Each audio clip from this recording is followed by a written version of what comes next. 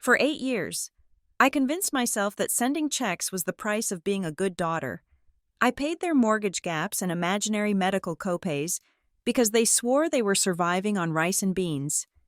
Then came the envelope. Tucked behind a return check was a receipt for $500, a single dinner on a random Tuesday.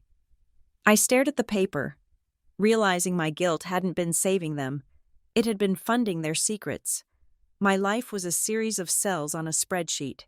I lived in column B, the strict budget, while my parents lived in column D, the variable expense that always seemed to bleed into the red. I was 33 years old, a project manager at a logistics firm where I spent my days streamlining inefficiencies and cutting dead weight, yet I could not manage the two most significant liabilities in my own life. I sat at my kitchen island, the granite cool under my elbows, staring at my banking app. It was the 24th of the month. My paycheck had hit 2 days ago, and already, a significant chunk was gone. It was not gone to my retirement fund, nor to the savings account I had labeled down payment, which had stagnated for 3 years. It was gone to a transfer labeled simply Mom and Dad. They had called on Tuesday.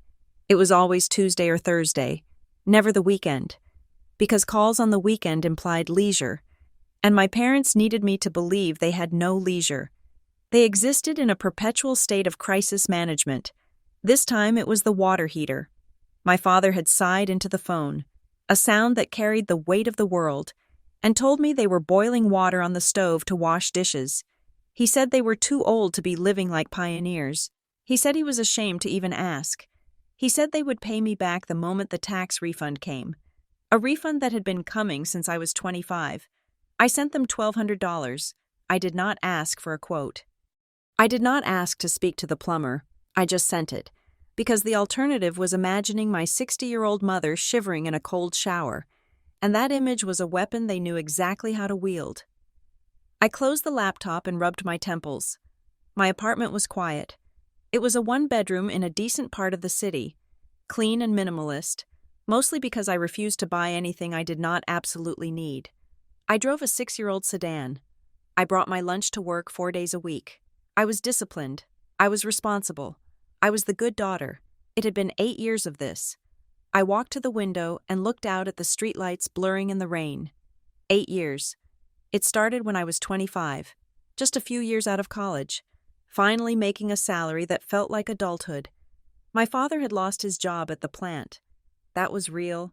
That crisis was legitimate. I remembered the fear in his voice, the way my mother had cried at the kitchen table, terrified they would lose the house. I stepped in. I paid the mortgage for 3 months. I felt proud then. I felt capable. I was the safety net. But then Dad got a new job, a part-time security gig, and Mom started selling crafts online. But the requests did not stop. The narrative just shifted. The crisis of unemployment became the crisis of underemployment. Then it was the crisis of inflation. Then it was the crisis of aging. First, it was utilities. Just the electric bill. Nora, it is a brutal winter. Then it was the car insurance. They raised our rates because of the neighborhood. It is criminal. Then it was medical copays. Your mother needs that scan.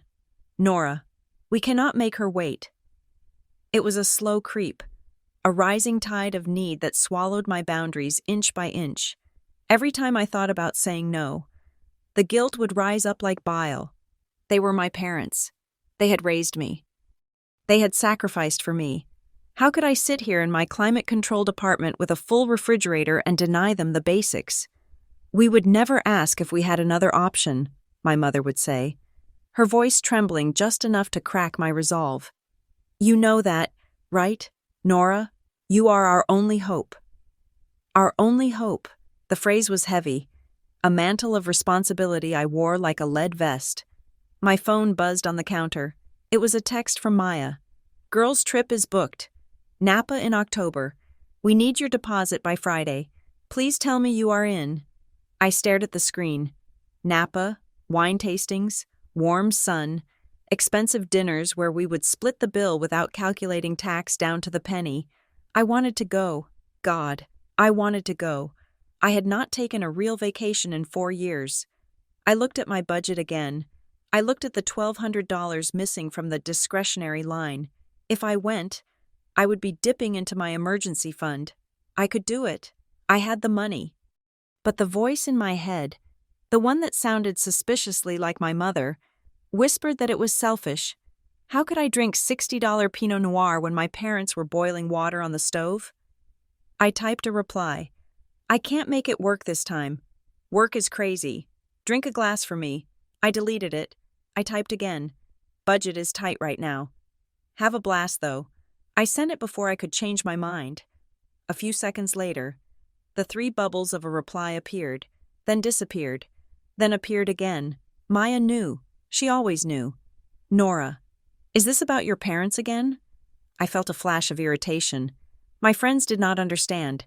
They had parents who sent them birthday checks, parents who planned cruises, parents who had 401s. They did not understand the crushing reality of having parents who were drowning. It is complicated. I texted back, "It is not complicated." Maya replied, "You are enabling them. You have to live your own life." I put the phone face down. I did not want to hear it. I did not want to hear the truth because the truth made me feel like the bad daughter. If I stopped paying, what would happen? Would they lose the house? Would they go hungry? The fear of their ruin was the cage I lived in. I went to bed early that night, but I did not sleep. I lay there counting the ceiling tiles, calculating how many months it would take to rebuild the $1,200 I had just sent away. 2 days later, on a Thursday, I came home to find a thick envelope in my mailbox. The handwriting was familiar. Looping, decorative cursive that belonged to my mother. It was bulky. I walked up the 3 flights of stairs to my apartment, turning the envelope over in my hands. Why were they mailing me something? Usually, communication was digital or over the phone. A letter felt formal. It felt ominous. I unlocked my door, dropped my bag on the sofa, and tore open the flap. Inside was a greeting card with a picture of a lighthouse on the front. I opened it. A personal check fell out and fluttered to the floor. I picked it up. It was a check from my parents, written to me, for $200. I stared at it. $200? I had just sent them $1,200. I looked at the note inside the card. "Dearest Nora, the plumber was a friend of a friend and gave us a wonderful discount. God is good. We did not need the full amount you sent, and we would never want to keep a penny more than we need. Please take this back and buy yourself something nice. We love you so much. We are eating rice and beans this week to save up for the rest of the repair, but we are happy. Love." Mom and Dad. My chest tightened. Guilt, sharp and sudden, pierced me. I had been resentful. I had been angry. I had denied myself the Napa trip, and here they were, sending money back. They were eating rice and beans. They were honest people in a hard situation, and I was a cynic. "See?" I whispered to the empty room. "They are trying." I held the card, feeling a wave of affection for them. They were struggling, but they had integrity. They had returned the surplus. I went to slide the check back into the envelope to keep it safe until I could deposit it. As I widened the opening of the envelope, something else was stuck in the bottom corner, a small, crumpled piece of paper. I reached in and pulled it out. It was a receipt. At first, I thought it was for the plumber.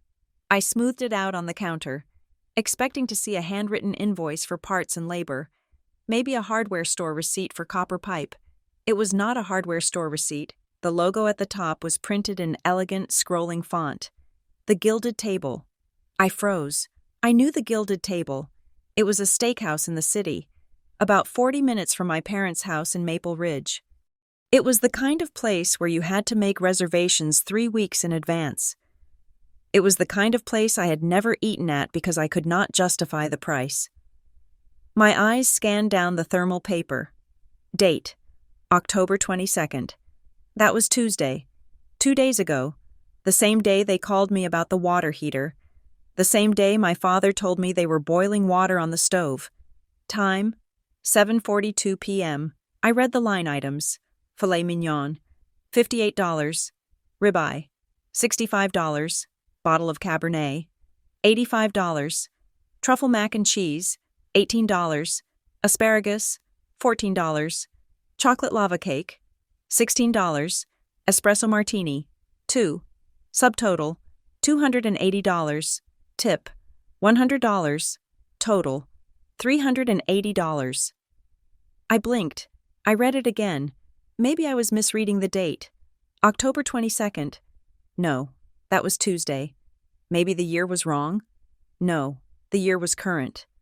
A physical sensation washed over me, a cold heat that started in my stomach and radiated out to my fingertips. Nausea, actual nausea. I had to grip the edge of the counter to keep my balance. Tuesday night, while I was sitting here, eating leftover pasta, calculating whether I could afford a weekend trip, agonizing over their suffering, they were eating filet mignon and drinking an $85 bottle of wine. No, I said aloud. No. My brain, trained for 8 years to protect them, immediately began to construct a defense. Maybe it was a business dinner. My father was a part-time security guard. My mother sold crocheted potholders on Etsy. They did not have business dinners. Maybe someone treated them. I looked at the bottom of the receipt. Card type, Visa, last 4 digits, 4492. I knew those numbers. I had entered them into Amazon for them last Christmas when they wanted to send a gift to my cousin. That was my father's credit card. The credit card they claimed they had cut up years ago because they didn't believe in debt. Maybe it was a special occasion. What occasion? Their anniversary was in June. Dad's birthday was in March. Mom's was in December. Maybe they were celebrating the plumber discount. The plumber discount that supposedly saved them $200? They spent nearly $400 on dinner. The math did not work. Nothing worked. I looked at the tip. $100 on a $280 bill. That was a 35% tip. My parents, the ones who claimed they were destitute, the ones who made me feel guilty for buying a Starbucks coffee, were tipping like rock stars. Rice and beans, I whispered. We are eating rice and beans this week. The lie tasted like ash in my mouth. It wasn't just a lie. It was a performance. They had written that note, folded the check, and sealed the envelope, all while knowing they had just eaten a meal that cost more than my car payment. I felt like I had been punched in the gut, but beneath the pain, something else was stirring, a low vibrating hum of rage. I grabbed my phone. I needed to hear her voice. I needed to hear how she sounded when she lied. I dialed my mother. She answered on the second ring. Nora, honey, did you get the card? Her voice was bright, warm. The voice of the woman who baked cookies and knit scarves. It was a voice I associated with safety. Now, it sounded like a siren. I did, I said. My voice sounded strange to my own ears. Flat, mechanical. I just opened it. Thanks for sending the check back. Mom, that was honest of you. Oh, stop, she laughed. A breezy, light sound. We were not going to keep money we didn't need. Your father said, send it back to Nora. She works too hard. We are just grateful for the help with the heater. It is working perfectly now. That is great, I said. I took a breath. So, what have you guys been up to? Did you do anything fun this week? To celebrate the heater being fixed? There was a pause, a tiny, imperceptible beat of silence. Fun? She asked, her tone shifting slightly. Oh, honey, no. We have just been dealing with the house mess. You know how it is. Cleaning up, trying to get organized. We have barely left the house. Really? I pushed, my hand gripping the phone so tight my knuckles turned white. I thought maybe you went out for dinner or something, since you saved that money. Dinner? She laughed again. But this time it was higher, tighter. Nora, don't be silly. We can't afford to go out to dinner. We are sticking to the budget. Dad made his famous chili on Tuesday, and we have been eating leftovers. Why do you ask? The lie was so smooth. It was practiced. Dad made his famous chili. She added detail to make it believable. I don't know, I said, looking down at the receipt where filet mignon was printed in black ink. I just thought maybe you deserved a treat. Maybe a steak or something. The silence on the other end was longer this time. It lasted 3 seconds. A steak? Her voice dropped. The warmth evaporated, replaced by a sharp, defensive edge. Nora, why are you asking these questions? You sound accusatory. I'm just making conversation. Mom, it does not feel like conversation, she snapped. It feels like an interrogation. We are here struggling, trying to make ends meet, and you are asking if we are eating steak? Do you think we are lying to you? Is that it? You think we are taking your money and partying? She was flipping it. This was the move. Whenever I got too close to a truth they didn't want me to see, she became the victim. She became the wounded mother insulted by her ungrateful child. I didn't say that, I said, backing down out of habit before I caught myself. I just asked if you went out.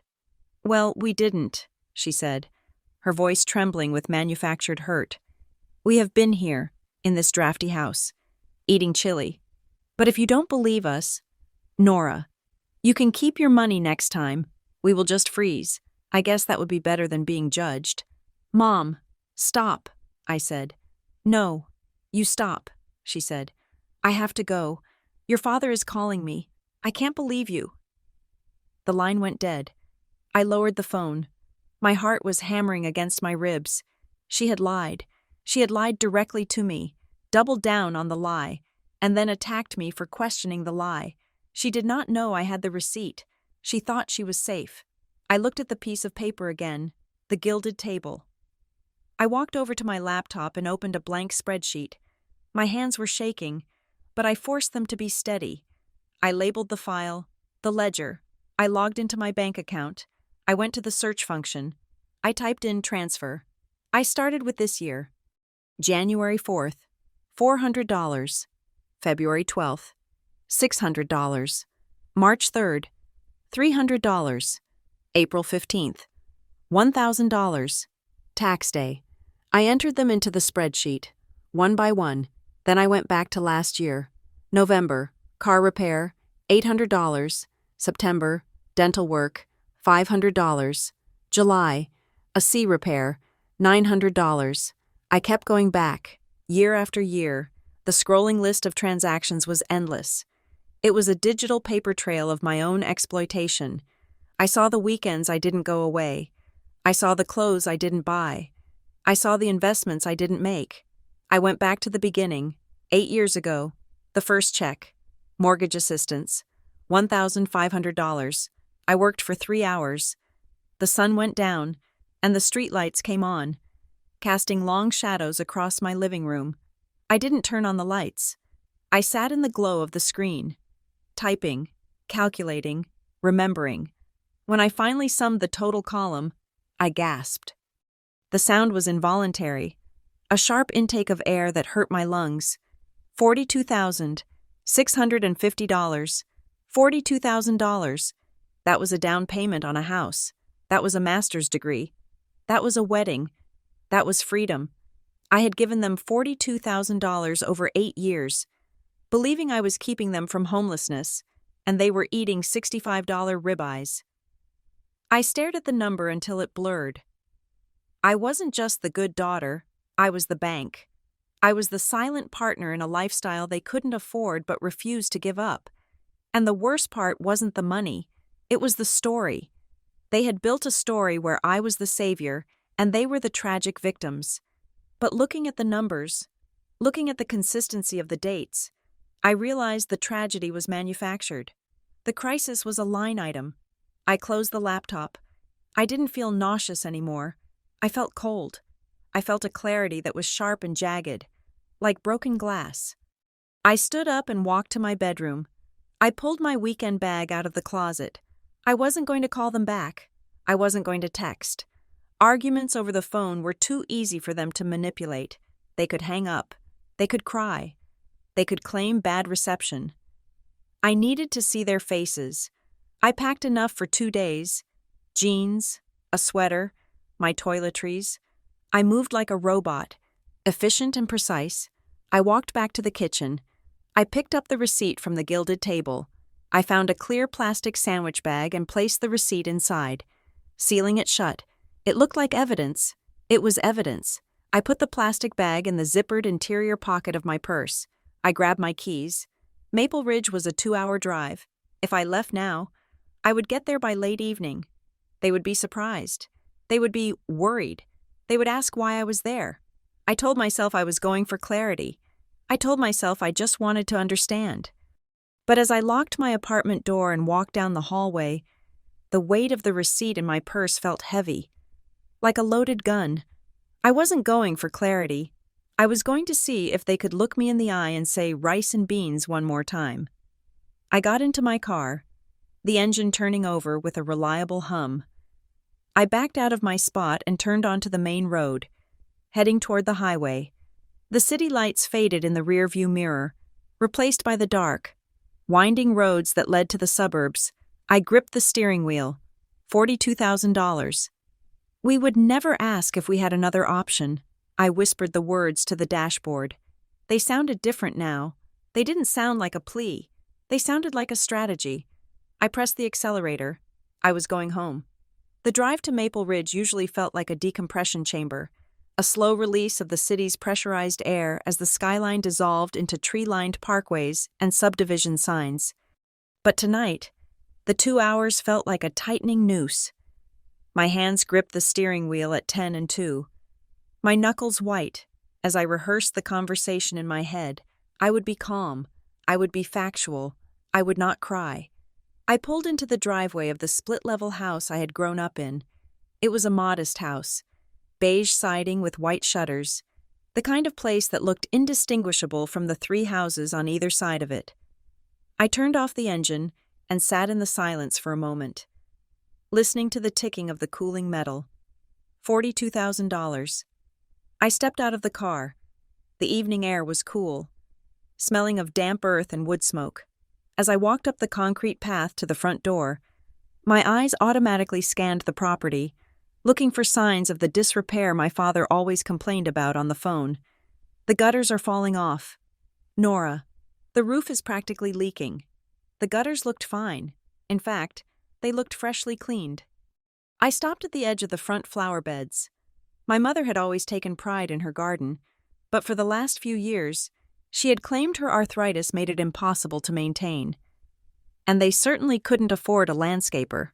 The beds were pristine, thick layers of black mulch, the expensive kind that held its color, covered the soil. New hostas were planted in perfect, symmetrical rows, their broad leaves waxy and green. A Japanese maple, young but definitely not cheap, stood anchored in the center of the bed, surrounded by a ring of white river stones. I did the math in my head. Mulch was $5 a bag. That bed alone would take 20 bags. The tree was easily $200. The stones, the plants. This was not a $50 weekend project. This was a $500 overhaul. I swallowed the lump in my throat and continued to the porch. There, arranged around a small fire pit I had never seen before, was a set of patio furniture. It wasn't the rusting metal chairs that used to snag my sweaters. It was wicker, with thick beige cushions that looked plush and untouched. Just until things stabilize, I whispered to myself. I reached for the doorknob, but before I could turn it, the door swung open. My mother stood there, framed by the warm yellow light of the hallway. She was wearing a soft gray cardigan and holding a dish towel. "Nora!" she exclaimed, her face arranging itself into a mask of surprised delight. "We didn't know you were coming. Is everything okay?" I stepped inside, the familiar scent of lemon polish and slow-cooked onions washing over me. It was the smell of my childhood, a smell that used to make me feel safe. Now, it smelled like a trap. "I just wanted to see you," I said, forcing a smile that felt tight on my face. I felt bad about the phone call. I wanted to come by. "Oh, honey," she cooed, pulling me into a hug. Her body felt frail against mine, a physical reminder of the vulnerability she used as currency.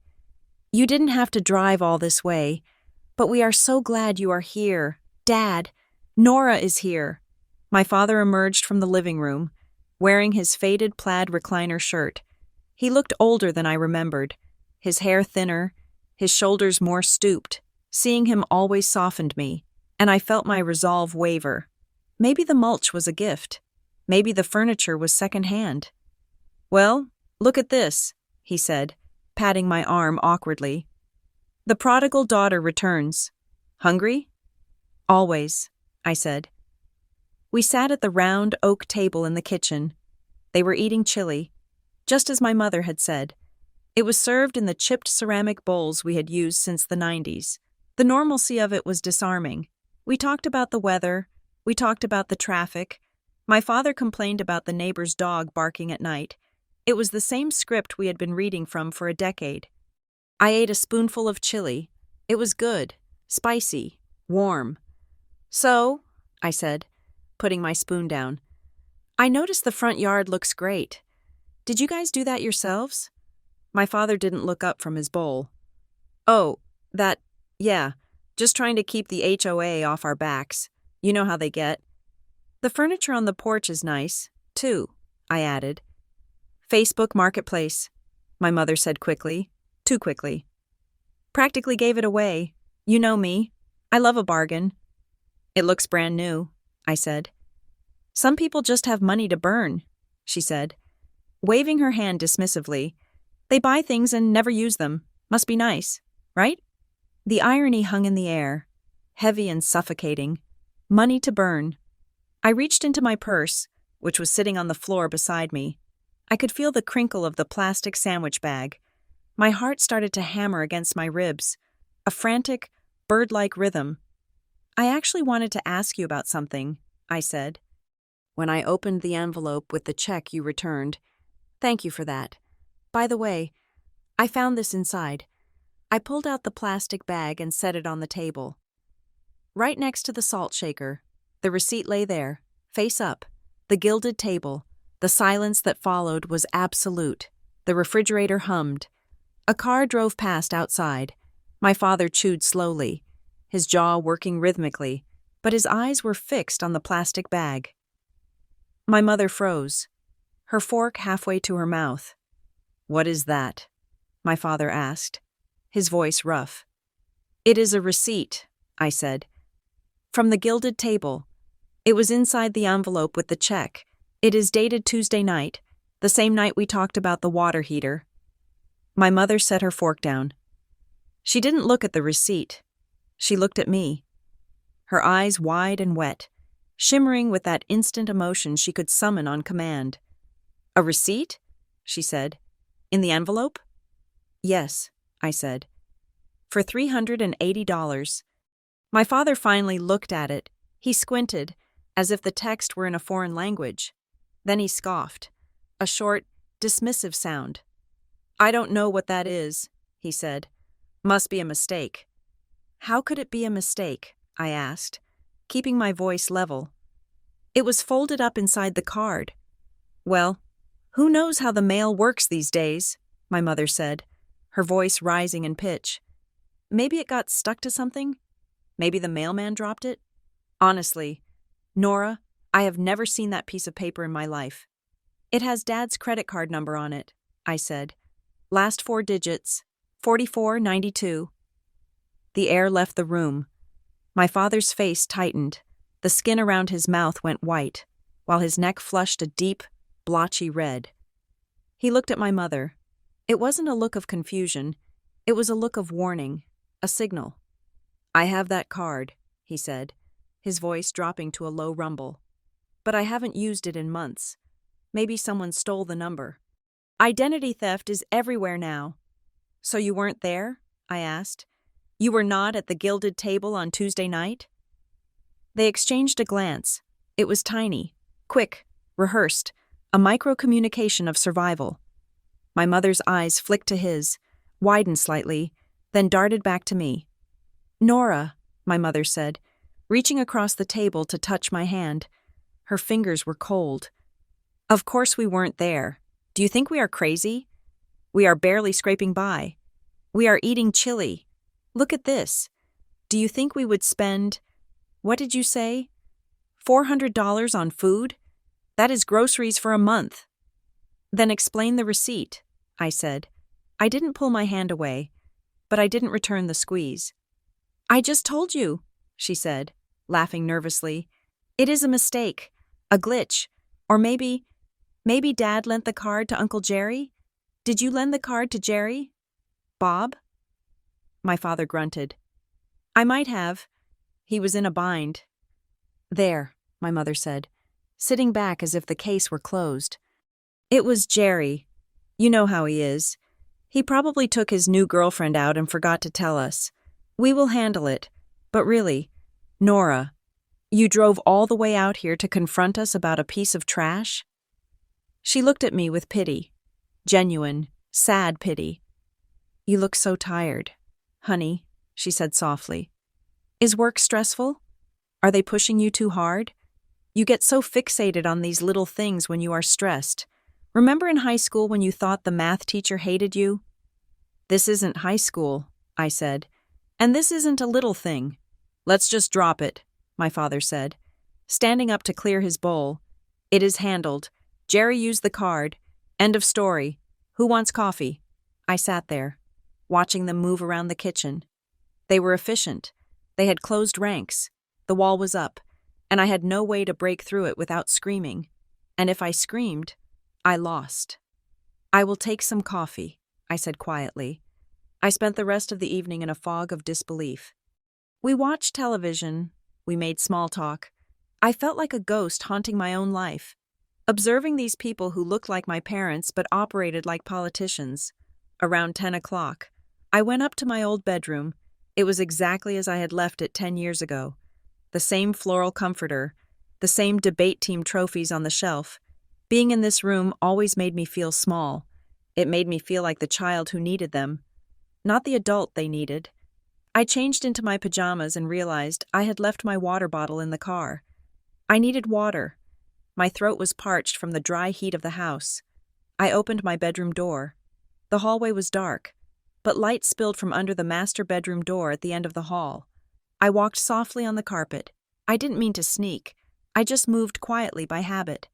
As I passed their door, I heard my mother's voice. She wasn't shouting. She was whispering.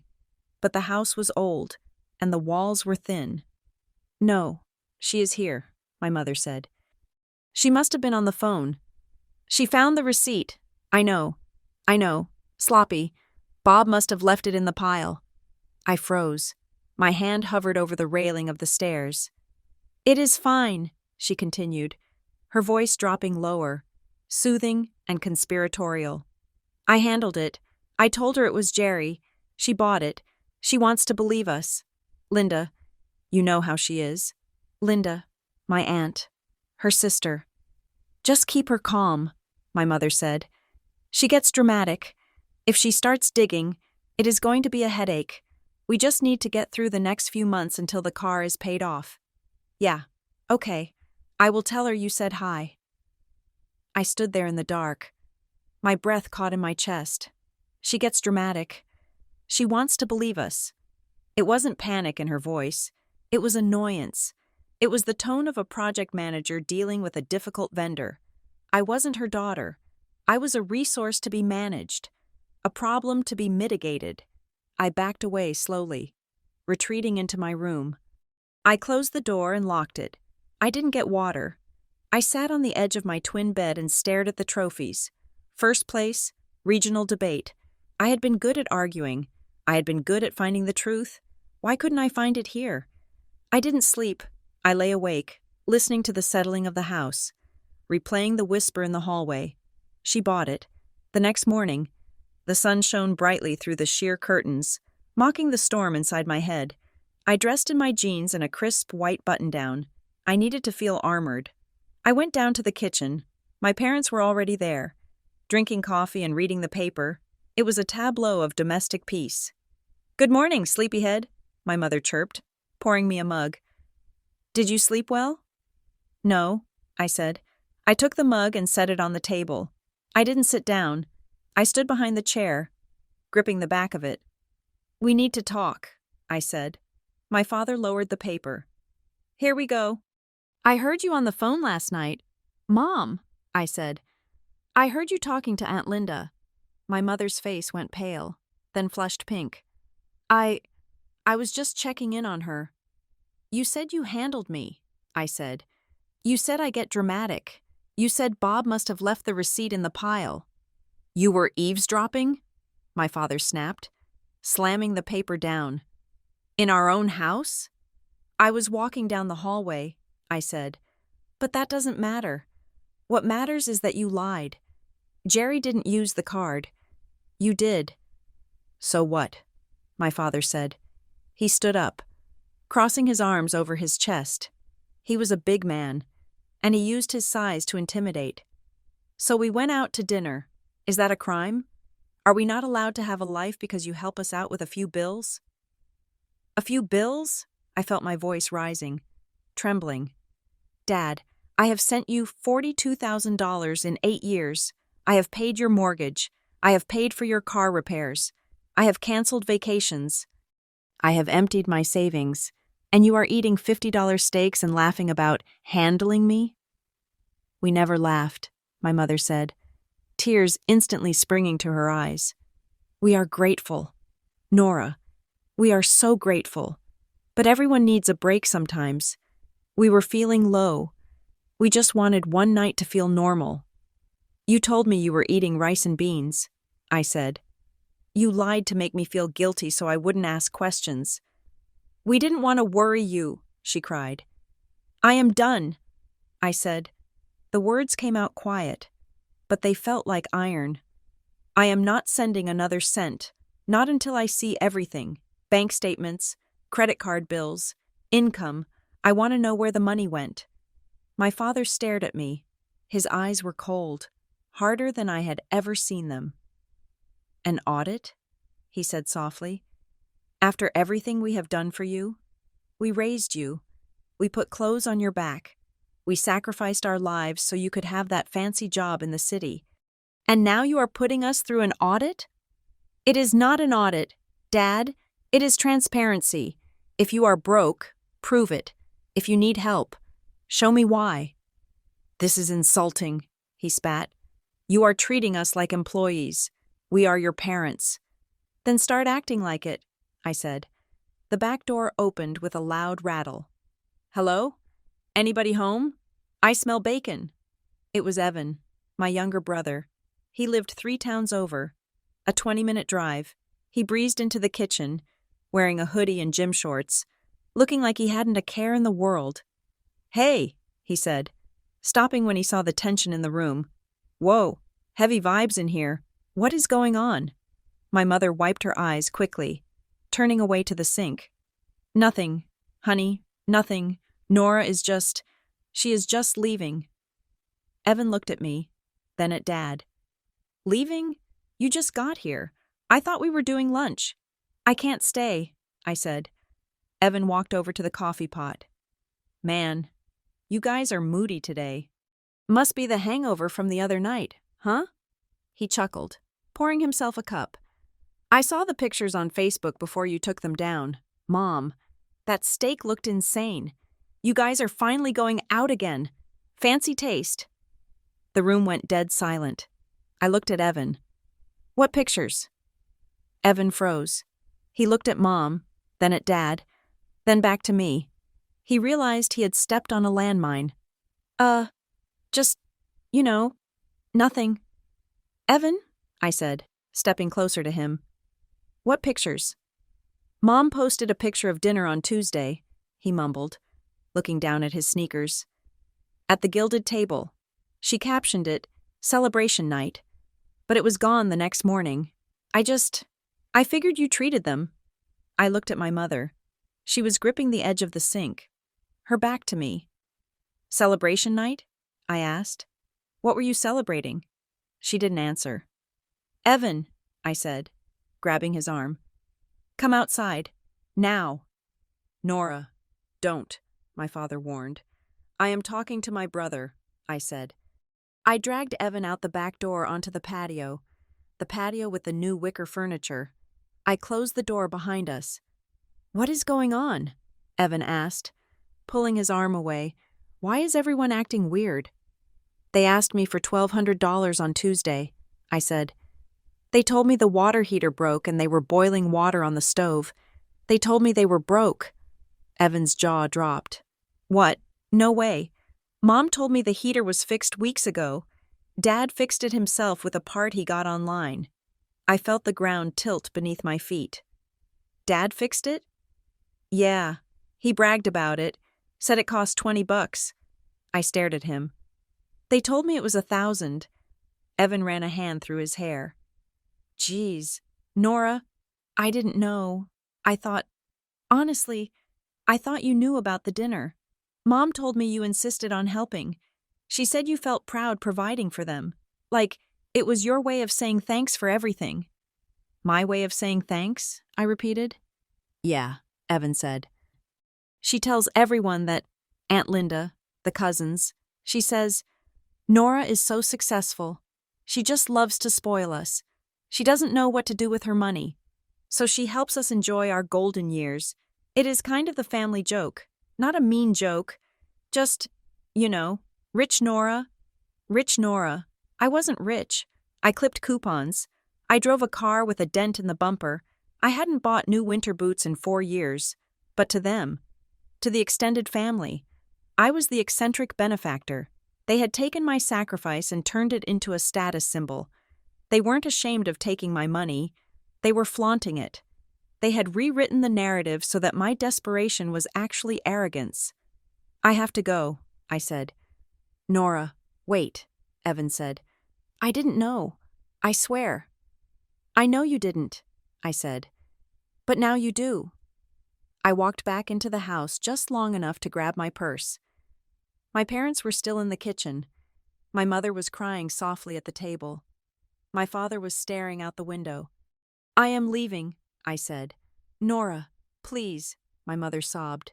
Don't go like this. I will send you an email, I said, with the list of documents I need. If you want any more help, you will reply with the attachments. If not, don't call me. You are breaking this family apart, my father said without turning around. No, I said. I am just looking at the receipt. I drove home in silence. No music, no podcasts, just the hum of the tires on the asphalt. I felt hollowed out, scraped clean of every illusion I had held for 8 years. I loved them. That was the terrible, aching truth that sat in the passenger seat beside me. I still loved them. I wanted to turn the car around and apologize and write them a check just to make the knot in my stomach go away. I wanted to go back to the lie because the lie was warmer than this. But I couldn't unhear the whisper in the hallway. Just keep her calm.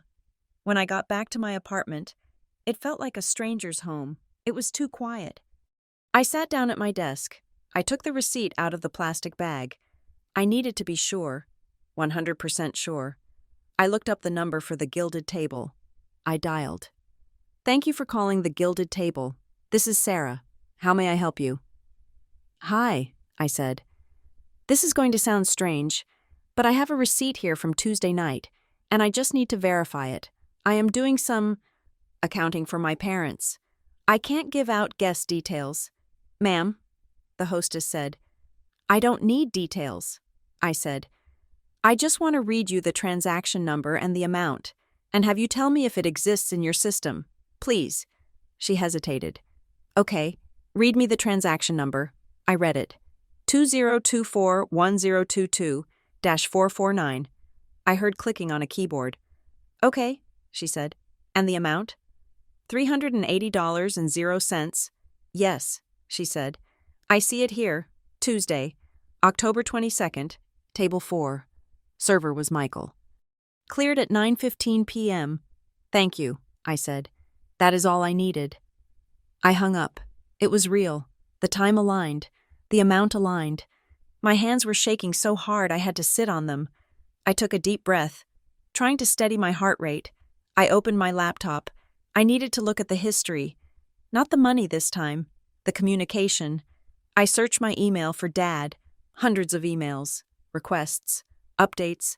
Jokes. I scrolled back. Way back. To the beginning. 5 years ago. Subject. Urgent. Bank issue. I opened it. Nora. I hate to ask, but the bank made a mistake with the transfer from my pension. They froze the account while they investigate. It could take 2 weeks. We are completely locked out. Can you spot us 2,000 just until they unlock it? We are desperate. I remembered that email. I had sent the money within an hour. I looked at the date. June 12th. I opened a new tab and searched Bank Pension Freeze Standard Procedure. Nothing. I searched Dad's bank name pension error. Nothing. Then I looked at the next email from him. 2 weeks later. Thanks. Honey, still fighting with them. Might need another week. They never paid that 2,000 back. It just dissolved into the narrative. I started opening other emails. Subject: car accident. Subject: medical bill error. Subject: roof leak emergency. Every single one was a crisis. Every single one had a vague external enemy. The bank, the insurance company, the contractor, the weather. It wasn't just bad luck. It was a script. They were writers, crafting plot twists to keep the audience engaged. And I was the audience. I was the only audience that mattered because I was the one buying the tickets. I leaned back in my chair, the light from the screen illuminating the tears that finally spilled over. I wasn't a daughter. I was a mark. The office of Marcus Trent smelled faintly of stale coffee and printer toner. It was a small room in a strip mall off the highway, the kind of place you went when you needed someone to look at your tax returns without judging your deductions. I had chosen him because he wasn't a lawyer and he wasn't a therapist. He was a bookkeeper. I didn't want legal advice, and I didn't want to talk about my feelings. I wanted to talk about the data. Marcus sat across the metal desk from me, his thick fingers tapping on a stack of paper that was nearly an inch thick. He had taken my spreadsheet, combined it with the bank statements I had downloaded, and created a chronological report of the last 8 years. It is impressive, in a way, Marcus said, his voice flat. He pushed the stack toward me. The consistency.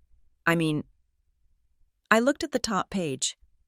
It was a graph. A red line zigzagged across the page, representing the flow of money from my account to theirs. I thought it was sporadic, I said, tracing the line with my finger. I thought it was just, when emergencies happened, that is what it feels like when you are in the middle of it, Marcus said. But look at the macro view. This isn't emergency assistance, Nora. This is a subsidy. You are not a safety net. You are a revenue stream. He flipped to the third page. See here? He pointed to a cluster of transactions. May 2018, May 2019, May 2020, May 2021. Every single year. Like clockwork. There is a spike in requests between May 15th and June 1st. I squinted at the line items. May 2018. Transmission repair, $800. May 2019. Property tax shortfall, $1,200. May 2020. Dental emergency, $600. May 2021. Dad's back brace and therapy, $900. And here, Marcus said, flipping more pages. September. Look at September. September 2018. Furnace inspection and repair, $700. September 2019. Mom's glasses and eye exam, $400. September 2020. Tree removal service, $1,000. Late spring and early fall, I whispered. The crises change, Marcus said, leaning back in his chair. The car, the teeth, the house, the taxes, but the timing? The timing is seasonal. It is a cycle. I stared at the paper. Why May? Why September? What happens in May and September?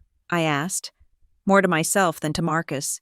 In my experience, Marcus said, taking a sip of his lukewarm coffee, May is when people book summer vacations, and September is when people book winter getaways, or maybe they have a timeshare fee due, or an annual insurance premium they don't want to pay. Vacations. My parents hadn't taken a vacation in 10 years. That was part of the lore. We just enjoy the backyard. Nora, we are simple people. They don't travel, I said. They don't go anywhere. Maybe not, Marcus said.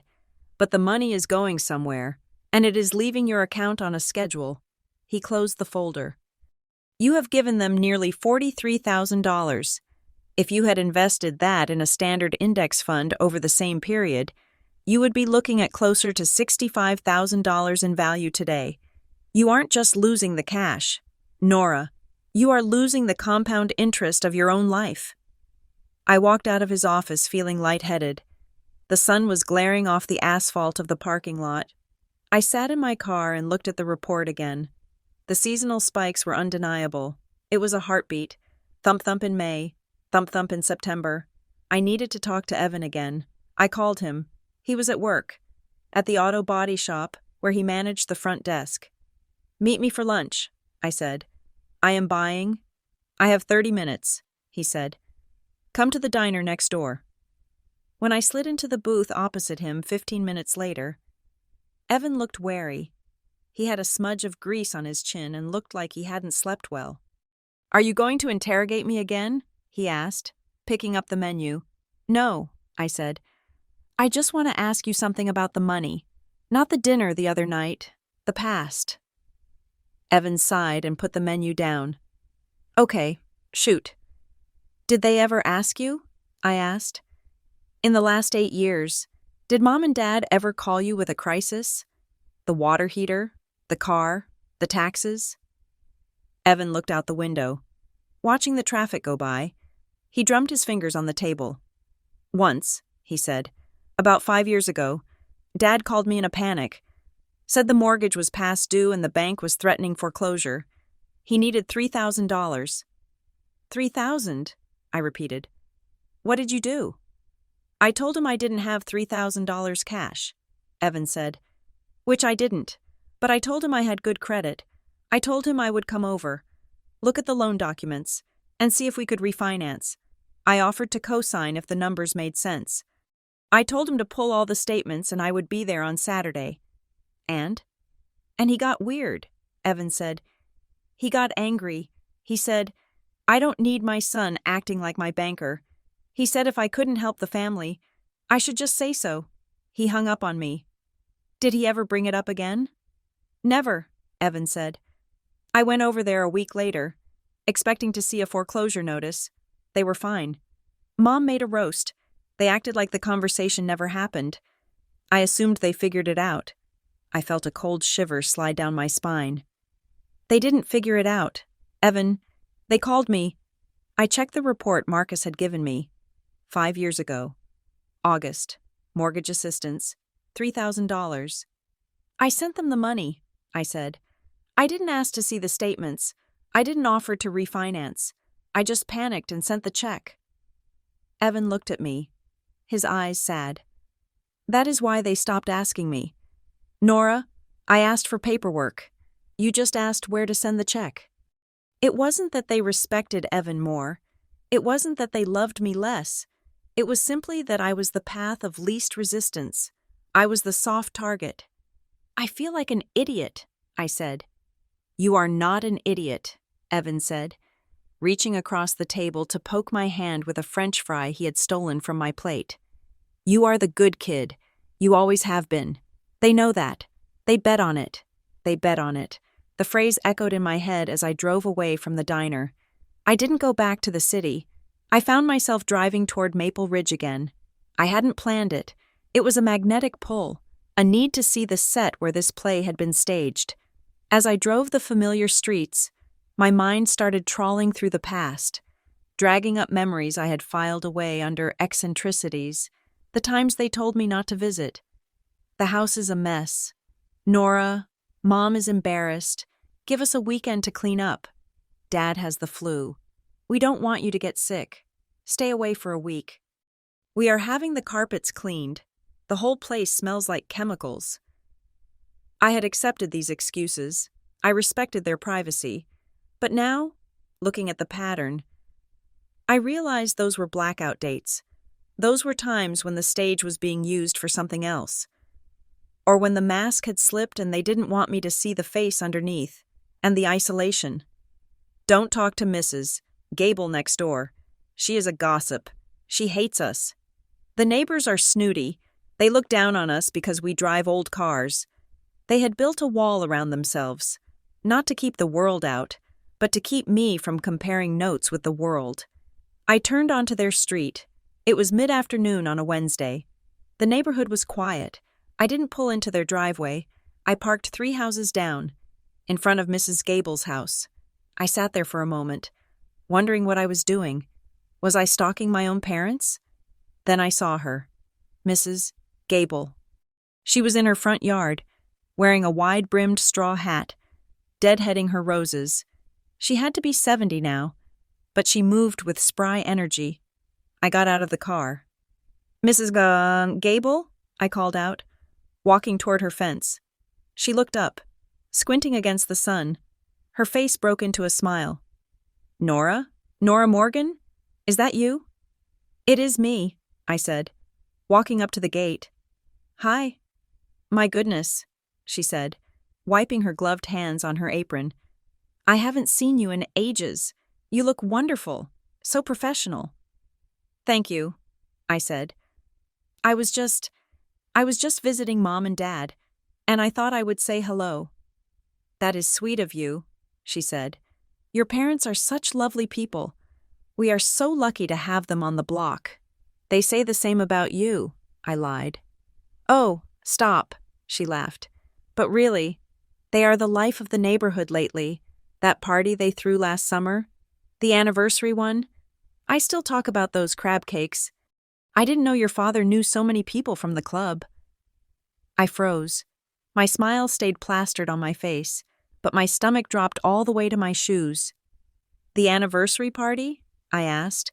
Last summer? Yes, in June. Or maybe July? Mrs. Gable tapped her chin. Whatever it was beautiful. The catering van took up the whole driveway, and the valet parking was such a nice touch so the street didn't get crowded. Very classy. Catering, valet parking.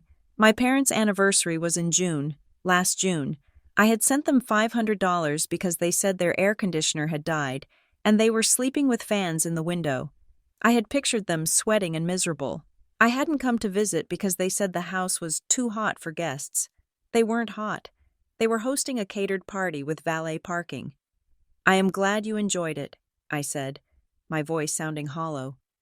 I couldn't make it. Work conflict. Oh, that is a shame, Mrs. Gable said. Well, tell them I said hello, and tell your mother I have that recipe she wanted. I will, I said. I walked back to my car. My legs felt like lead. They had thrown a party, a catered party, and they had paid for it. Likely, with the money I sent for the air conditioner.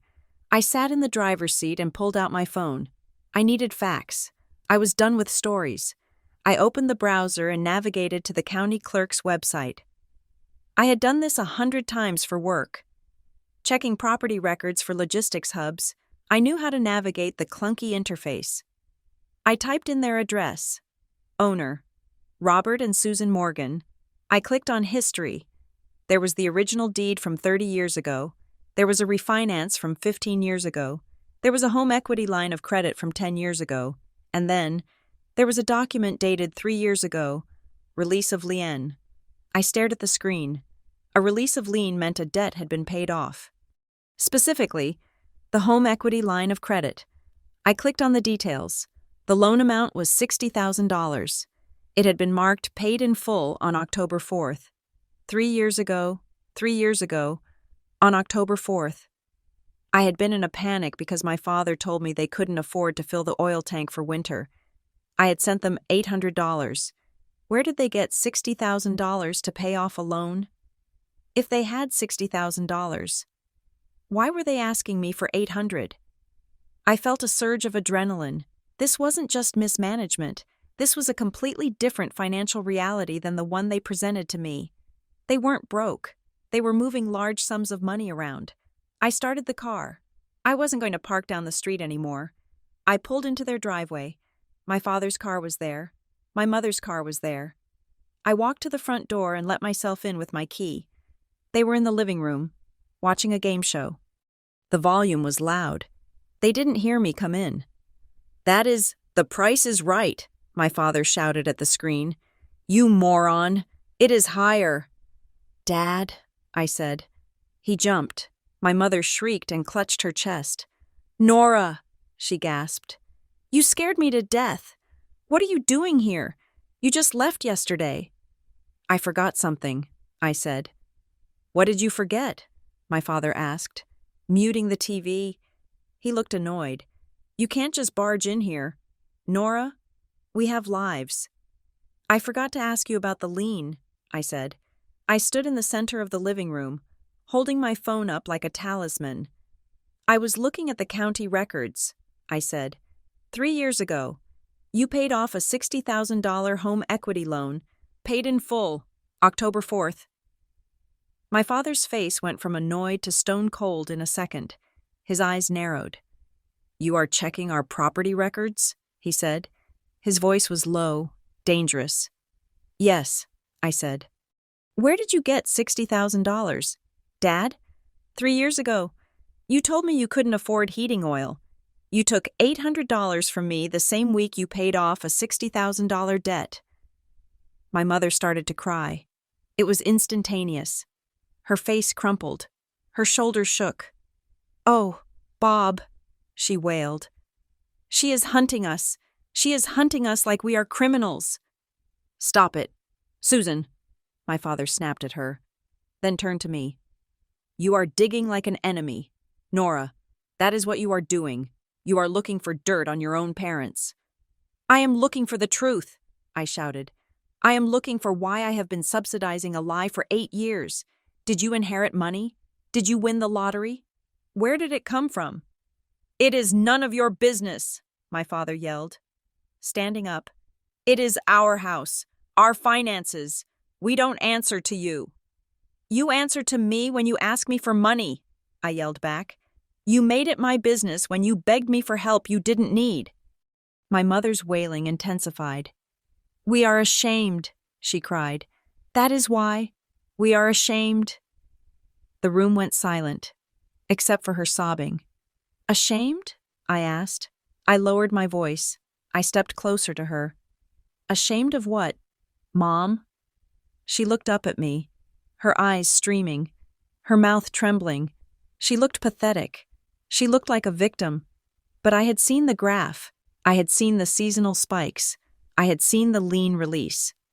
We are ashamed that we needed help," she stammered.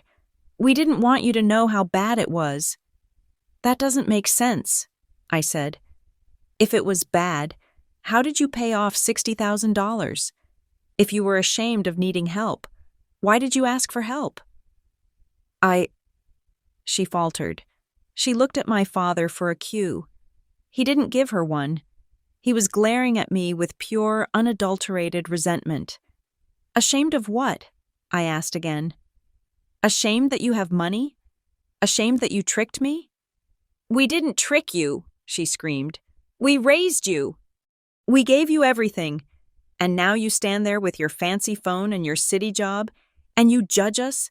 You don't know what it is like to be old, to be scared." "You aren't scared," I said. "You are comfortable. You just wanted to be more comfortable on my dime." "Get out," my father said. He pointed to the door. "Get out of my house." "It is not your house," I said. "Technically, I have paid for enough of it to own a room.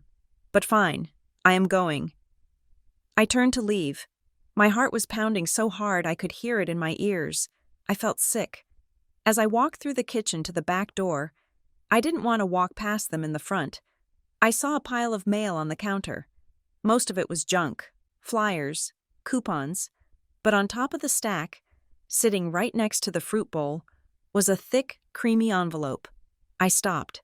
I knew that envelope. I knew the weight of the paper. I knew the gold logo in the corner. It was a welcome kit from a premium credit card company.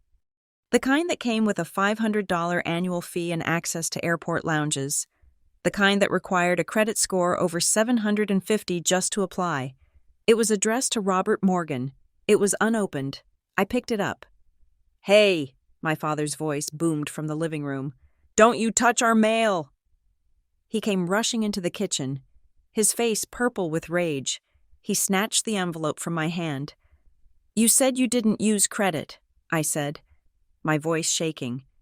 "You said you cut up your cards. You said you didn't believe in debt." "I don't," he said, clutching the envelope to his chest. "This is junk mail. They send it to everyone." "That is a welcome kit." "Dad," I said. "That means you applied, and you were approved. You don't get that envelope unless you have the card." He stared at me, breathing hard. The mask was gone. There was no poor old dad left. There was just a man who had been caught. "You have a platinum card," I said. "And you have me paying for your water heater." "You are ungrateful," he hissed. "You are a cold, ungrateful child." "And you are a liar," I said. I looked at my mother, who was standing in the doorway, wiping her eyes. The tears had stopped. She was watching us with a look of calculation. "Nora," she said softly, "please, we can explain." "No," I said. "You can't." I walked out the back door. I walked past the new patio furniture. I walked past the freshly mulched flower beds. I got into my car and locked the doors. I didn't drive away immediately. I sat there, gripping the wheel, staring at the house. I had come here looking for a receipt. I had come here thinking I had caught them in a single moment of weakness, a single lapse in judgment. But it wasn't a lapse. The receipt wasn't the scandal. The lien release wasn't the scandal. The catering wasn't the scandal. The scandal was the system. They had built an entire infrastructure around my guilt. They had diversified their portfolio. Evan was for emotional support and public appearances. The neighbors were for social status, and I was for cash flow. I was an asset class. They lived a double life. In one life, they were the struggling retirees who needed their daughter's help to survive winter. In the other, they were the comfortable suburban couple who threw catered parties, paid off debts in lump sums, and qualified for premium credit cards. They didn't want me to see the second life because if I saw it, I would stop funding the first one. And the shame? The shame wasn't theirs. It was a fog machine, just like I had thought. They pumped it out to blind me, to keep me stumbling around in the dark, handing over my wallet because I was afraid they would hit a wall. I started the engine. I wasn't stumbling anymore. The fog had cleared, and all I could see were two people standing in the window, watching their bank leave the driveway. I sat at my kitchen table, the laptop screen glowing white in the dim room. The cursor blinked at the beginning of a blank document, a rhythmic pulse that matched the throb in my temples.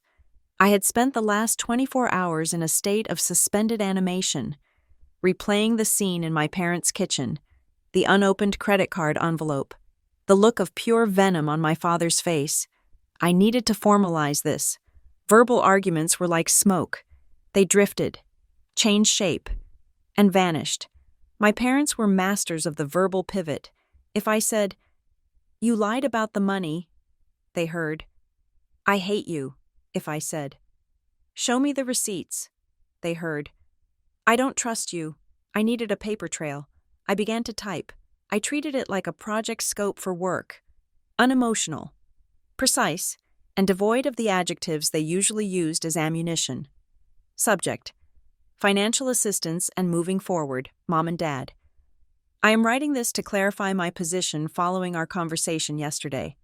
Over the last 8 years, I have transferred a total of $42,650 to you. I did this because I believed you were in immediate financial distress. Recent events, including the paid-off home equity line, the credit card application, and the discrepancies regarding the restaurant receipt, have created significant confusion regarding your actual financial status. Effective immediately, I am pausing all financial assistance. I will not cover any bills, debts, or emergencies until we can establish a clear picture of your finances. If you wish for me to resume any level of support, I require the following by next Friday. 1. Copies of all bank statements for the last 12 months. 2. A list of all income sources, including pensions and Social Security. 3. A full list of all active debts. 4. An accounting of where the $42,000 was allocated. I love you, and I want to help, but I can no longer help blindly. This is about transparency. Nora. I read it 3 times. It felt cold. It felt corporate. But it also felt safe. There was no anger in it. Only boundaries. I hit send. The reaction was not immediate. I expected a phone call within seconds. But an hour passed. Then 2. The silence was heavier than the shouting had been. I paced my apartment, checking my phone, checking my email. Had they accepted it? Had they finally realized the game was up? Then, at 7:30 in the evening, the dam broke. My phone vibrated with a text from my mother. "I cannot believe you would send something like this to us. An email? Like we are strangers? Like we are a business transaction?" I didn't reply. A minute later, another text. "Your father is sitting in his chair holding his chest.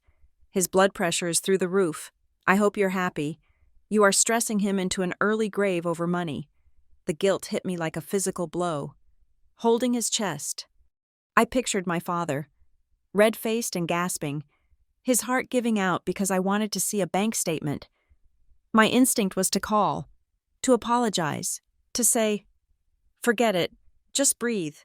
But I remembered the water heater crisis. That was actually a dinner at the Gilded Table. I remembered the repo man, who was actually a $60,000 payoff. I forced myself to put the phone down. Then came the voicemail. It was my mother. Her voice was thick, wet, trembling with a mixture of grief and rage. "Nora, I don't know who you have become.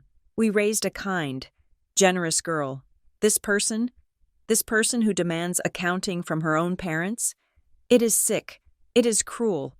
If you do this, if you cut us off like we are beggars, you will break your mother. Do you hear me? You will break me." I listened to it twice. You will break your mother. It was the ultimate trump card. It was the weaponizing of her own fragility. She wasn't saying I would hurt her feelings. She was saying I would destroy her essence. For the next 3 days, I existed in a fog. I went to work, but I couldn't function. I sat in budget meetings and stared at the projection screens, but the numbers swam before my eyes. I was a project manager who couldn't manage her own focus. I found myself obsessively checking my phone, rereading their messages. "You are cold. After everything we did, we are family, not employees." The psychological crash was subtle but total. I stopped eating. I slept in fitful, 90-minute bursts. I would wake up at 3 in the morning, heart racing, drafting apologies in my head. "I am sorry I asked. I am sorry I looked. Just tell me you love me and I will send the check." I felt like the villain in my own life story. Maybe they were right. Maybe I was being petty. Maybe $42,000 wasn't that much in the grand scheme of things. Maybe the lie was necessary for their dignity, and I was stripping them of it. I was wavering. I was so close to breaking. Then, on Thursday afternoon, the emergency landed. I was at my desk, trying to salvage a spreadsheet. When my father called, I stared at the name on the screen. Dad. I shouldn't answer. I had set a boundary, but what if it was real? What if the high blood pressure was real? I picked up. "Hello?" "They took it," my father said. His voice was ragged, desperate. "Nora, they took the car." My stomach dropped. "What?" "The repo man," he choked out. "I came out of the pharmacy, and the car was gone. I called the number. They towed it. They said we are 3 months behind on the payments. I thought I paid it. I must have missed it with all the stress." "Dad, slow down," I said, closing my office door. "The car was repossessed?"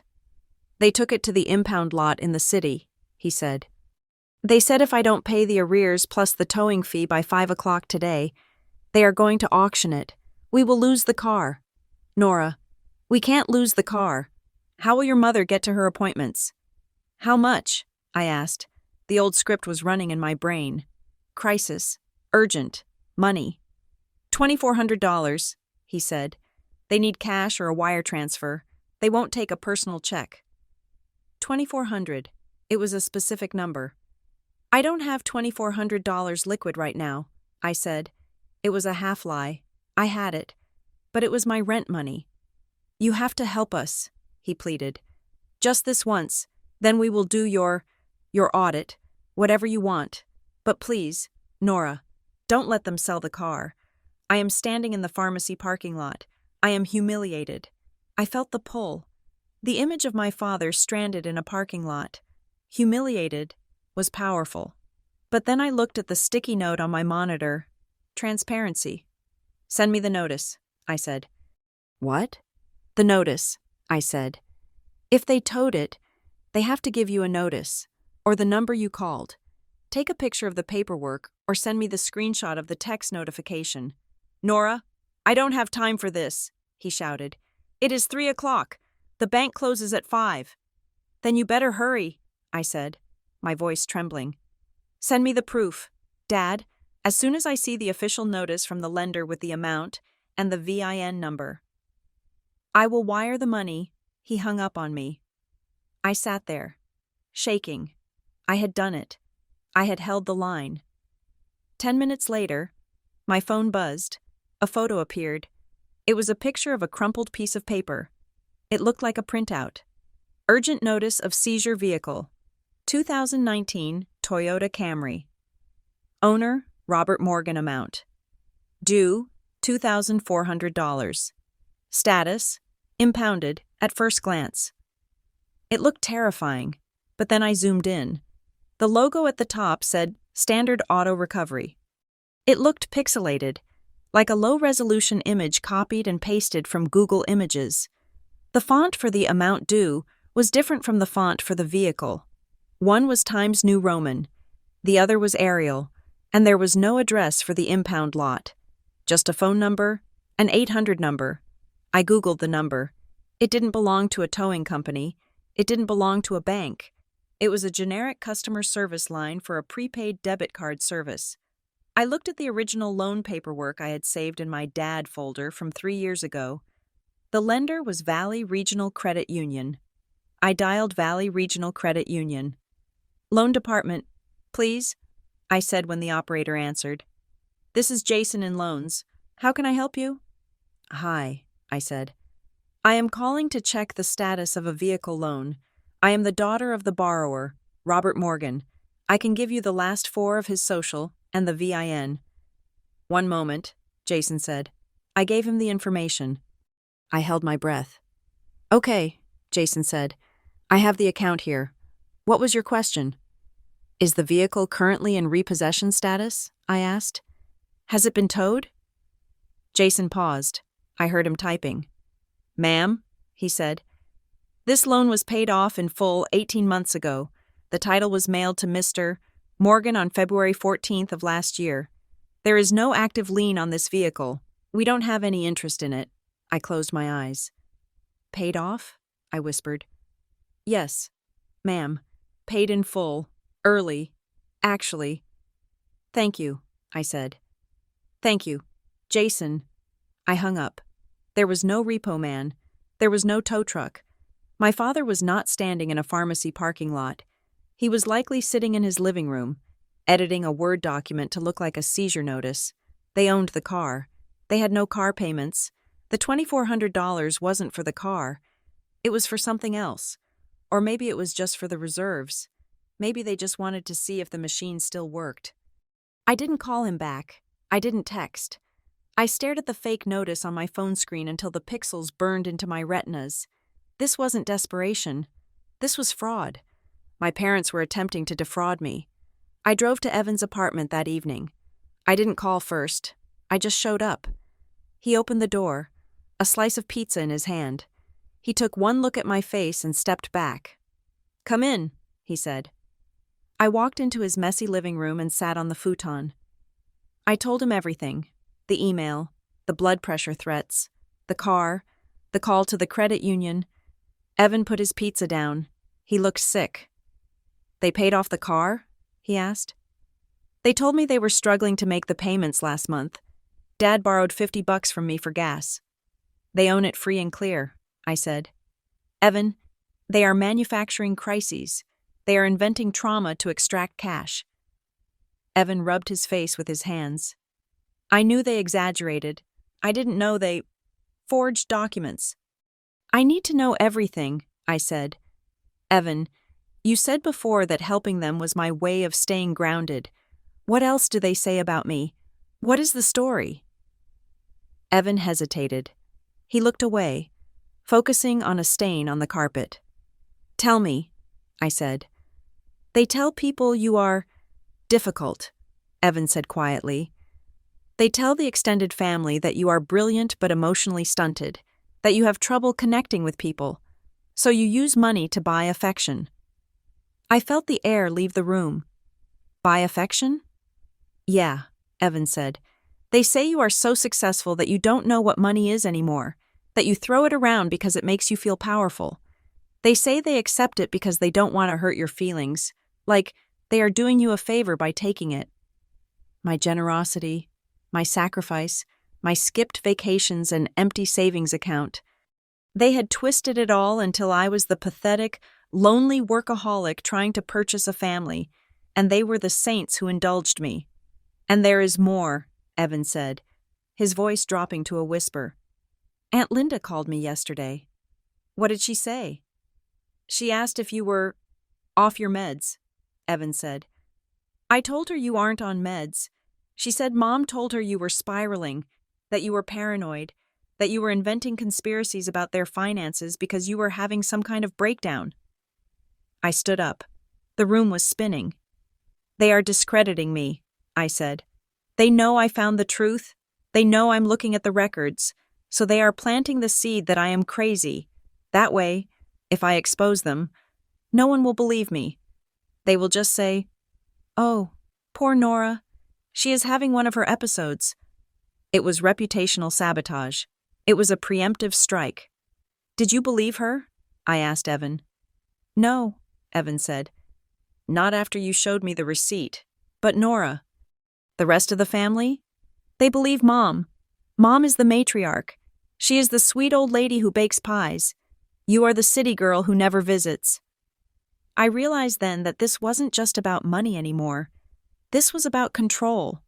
They were willing to burn my reputation to the ground to protect their secret. They would diagnose me, pathologize me, and isolate me, just to keep the checks clearing. My phone rang. It was Aunt Linda. I looked at Evan. It is her. Put it on speaker, Evan said. I swiped the green button. Hello, Aunt Linda? Nora? Sweetie? Linda's voice clucked. It was that sugary, condescending tone people use for children and invalids. I was just thinking about you. Your mother sounds so worried. Worried about what? I asked. My voice was steady, but my hands were shaking. About your state of mind, Linda said. She says you have been acting very erratic. Accusing them of things? Making up stories about receipts? Honey, are you sleeping enough? Is the job too much? I am fine, Linda, I said. I am just asking for transparency. Well, sometimes when we are stressed, we see things that aren't there, Linda purred. We just want you to know we love you, no matter what. Even when you are unwell, the family is here to be gentle with you. Be gentle with you. It was a code. It meant humor her, but don't listen to her. I appreciate the concern, I said, but I have never been clearer. I hung up. I looked at Evan. I can't just stop paying, I said. If I just stop, they win the narrative. They become the victims of their unstable daughter who abandoned them. So what do you do? Evan asked. I need a confrontation, I said, but not at the house, not on their turf, and not alone. What are you thinking? A meeting, I said. Neutral ground. Witnesses. I need you there. Evan, and I'm going to record it. They won't come, Evan said.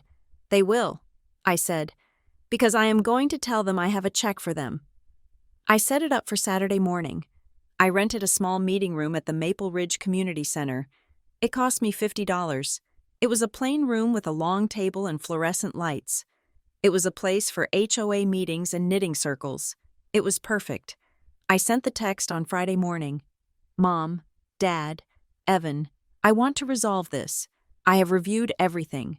I am prepared to discuss the future of my financial support. Please meet me at the community center, Room B, at 10 a.m. on Saturday. I will bring the checkbook. It was a trap, but it was the only way to get them in a room where they couldn't scream and hide. Saturday morning came. The sky was gray and heavy with rain. I arrived at 9:30. I set up my laptop on the table. I placed the folder with the repo notice, the receipt, and the property records next to it.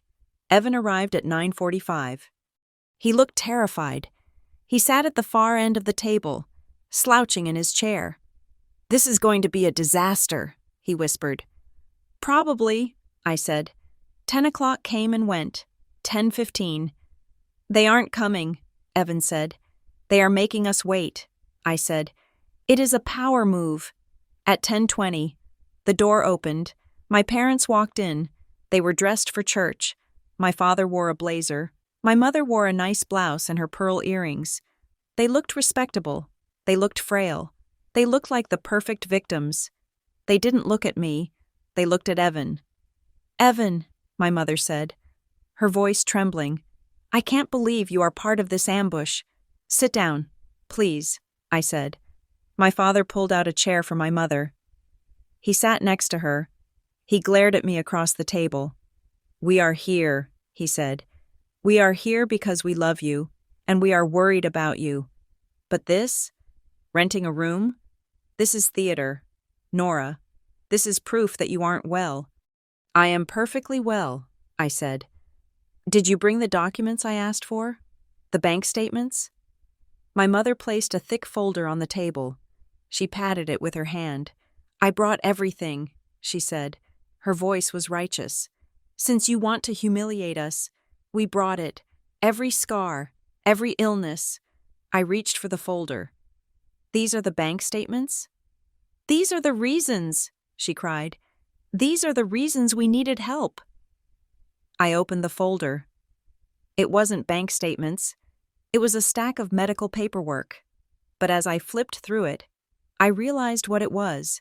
An EKG printout from 4 years ago. A discharge summary for a kidney stone from 2018. A prescription for cholesterol medication. A pamphlet about living with arthritis. There were no numbers, no costs, no bills. Just clinical proof that they had bodies, and those bodies sometimes had ailments. "This isn't financial records," I said, looking up. "This is old medical history. This doesn't show me where the money went." "It shows you the suffering," my mother sobbed. "Look at that. Dad's heart monitor. You want to put a price on that? You want to audit his heart?" She was performing. She was creating a scene so emotional, so visceral, that any question about money would seem monstrous. "Mom," I said, my voice calm. "I called the credit union." The sobbing stopped. It was like someone had hit a mute switch. "I called Valley Regional," I continued. "About the car. The car you said was repossessed on Thursday. The car you needed $2,400 to save." My father shifted in his seat. He adjusted his blazer. "I spoke to Jason in the loan department," I said. "He told me the car was paid off 18 months ago. He told me you hold the title." I slid the fake repossession notice across the table. It sat there, a pixelated lie between us. "So," I said, "why don't you tell me what the $2,400 was actually for?" My father looked at the notice. He looked at me. For a second, I saw the panic behind his eyes, the trapped animal. But then, he smiled. It was a cold, tight smile. "You called the bank?" he said. "Behind our backs?" "Yes," I said. "You invaded our privacy," he said, his voice rising, gaining strength from his own indignation. "You impersonated a borrower. That is fraud. Nora, you committed fraud to spy on your parents." He turned to Evan. "You see?" he said, pointing at me. "She is out of control. She is calling banks. She is stalking us. She is dangerous." "Dad, stop," Evan said. His voice was shaking, but he spoke. "She didn't commit fraud. You did. You made a fake repo notice. I see it right there. The font is wrong." My father froze. He hadn't expected Evan to speak. "Evan?" my mother whispered. "Don't take her side. She is confused. She is not confused. Mom, Evan said. She showed me the receipt. She showed me the lien release. You guys paid off a $60,000 loan while you were asking her for heating oil money. The room went silent. The fluorescent lights hummed. My mother looked at the folder of medical papers. She looked at the fake notice. She looked at Evan, who was refusing to meet her eyes. She realized, finally, that the audience had left the theater. "We did what we had to do," she whispered. "What you had to do?" I asked. "To survive," she snapped, her face twisting into ugliness. "To keep our heads above water. You think it is easy? You think we want to live like this?" "You don't live like this," I shouted, slamming my hand on the table. "You have a paid-off house. You have a paid-off car. You eat at the gilded table. You have a platinum credit card. You aren't surviving. Mom, you are thriving, and you are doing it by bleeding me dry." "Because you have it," she screamed back. "You have it, and you don't need it. You have no husband. You have no children. You have nothing but your job and your empty apartment. What are you saving for? A cat? We are your family. We are the only thing you have." The words hung in the air, vibrating. You have nothing but your job and your empty apartment. That was it. That was the core of it. They didn't see my money as mine. They saw it as surplus. They saw my life as less valuable than theirs because I was single. Because I was childless, in their minds. My labor existed to subsidize their leisure because I didn't have a real family to support. I looked at them, really looked at them. They weren't desperate. They were entitled. They felt they had a moral right to my earnings because they judged my life choices. "I have a life," I said softly, "and I am done paying you for it." I stood up. "Nora," my father said. His voice wasn't angry anymore. It was threatening. "If you walk out that door, don't come back. You are cutting yourself off. You will have no one. If you stop helping, don't expect a family," he said. It was the ultimatum, the final weapon. Pay us, or be an orphan. I looked at Evan. He was staring at the table, tears running down his face. He wasn't going to save me. He couldn't even save himself. I looked at my parents. They sat there, unified in their resentment, waiting for me to fold, waiting for the fear of loneliness to make me reach for my checkbook. I picked up my laptop. I picked up my folder. "I would rather be an orphan," I said, "than a bank." I turned and walked toward the door. My legs felt weak, but my head was clear. "Nora!" my mother screamed. "Nora, get back here. You are making a mistake. You are sick." I opened the door. I stepped out into the hallway. I didn't look back. I walked out of the community center and into the rain. The water was cold on my face. It felt like baptism. It felt like the truth. I got into my car and locked the door. I sat there for a long time, watching the rain streak the windshield. I was shaking. I was terrified. But for the first time in 8 years, I wasn't confused. I knew exactly who they were, and I knew exactly what I had to do. I had my hand on the brass lever of the door, the metal cold against my palm. My heart was hammering a frantic rhythm against my ribs, urging me to push down, to walk out into the rain, to drive away and never look back. I had said my piece. I had called them out. I had declared that I would rather be an orphan than a bank. But I didn't open the door, because behind me, a chair scraped violently against the linoleum floor. "Stop," Evan said. His voice wasn't the mumble I was used to. It wasn't the deflection of the peacekeeper. It was loud. It was shaking. But it was loud. I turned around slowly. Evan was standing up. His hands were clenched into fists on the cheap plastic table. He was looking down at our parents. His face flushed a blotchy red. "She is not leaving," Evan said to them. "And you are not going to guilt her into thinking she is the crazy one. Not this time." My father glared up at him. "Sit down, Evan. This doesn't concern you." "It does concern me," Evan said, "because you lied to me, too." I let go of the door handle. I walked back to the table, my steps silent on the industrial carpet. I didn't sit down. I stood next to Evan, shoulder to shoulder. For the first time in our adult lives, we were a front. "What did they lie to you about, Evan?" I asked. My voice was calm again. The adrenaline spike of the exit had leveled out into a cold, hard clarity. Evan looked at me, then back at our parents. "You told me Nora insisted on paying," he said to them. "You told me she liked it. You said it made her feel important. You said, 'Let her pay the bills. It is her way of showing love.'" My mother dabbed at her eyes with a tissue, refusing to look at him. "It is true," she sniffed. "She always wanted to help. We didn't want to take that joy away from her." "Joy?" I asked. I reached into my bag and pulled out the timeline Marcus Trent had created for me. I slapped it onto the table. It was a thick packet, stapled in the corner. "This is the joy. Mom, look at it." I flipped the pages open. The rows of numbers stretched out like a casualty list. "May 2018, $800, I read aloud. "You said the transmission fell out of the car. I canceled my dental cleaning to send that money." I flipped the page. "September 2019, $1,000. You said the basement flooded and you had mold. I didn't buy Christmas presents that year so I could cover it." My father stared straight ahead, his jaw set in a rigid line. "Where did this go?" I asked, pointing to the total at the bottom of the page. $42,000. Where is it? It is not in the house. It is not in the car. It is not in your medical bills because you have Medicare and a supplemental plan that covers 90%. So tell me, where is my life savings?"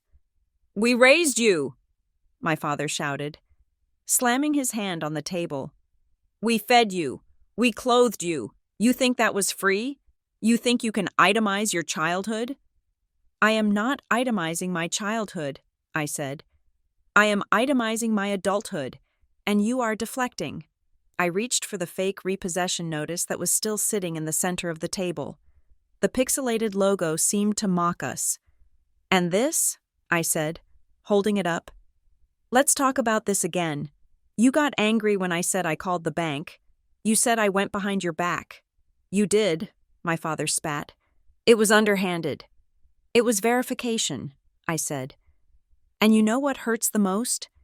You weren't embarrassed that you got caught forging a document. You were angry that I checked. You felt entitled to the lie. You thought you had the right to trick me out of $2,400 because you decided you needed it." Evan looked at the notice in my hand. He looked at our father. "Dad," Evan said quietly, "I offered to help you." My father flinched. 5 years ago," Evan continued, "when you said the bank was foreclosing, I offered to help. I told you I would co-sign. I told you I would look at the statements with you, and you hung up on me." My mother looked up, her eyes wide. "We didn't want to burden you, honey. You were just starting out." "No," Evan said. "That is not why. You didn't want me to see the statements. You knew I would look at the numbers. Nora just sent the check. That is the difference. You didn't want help.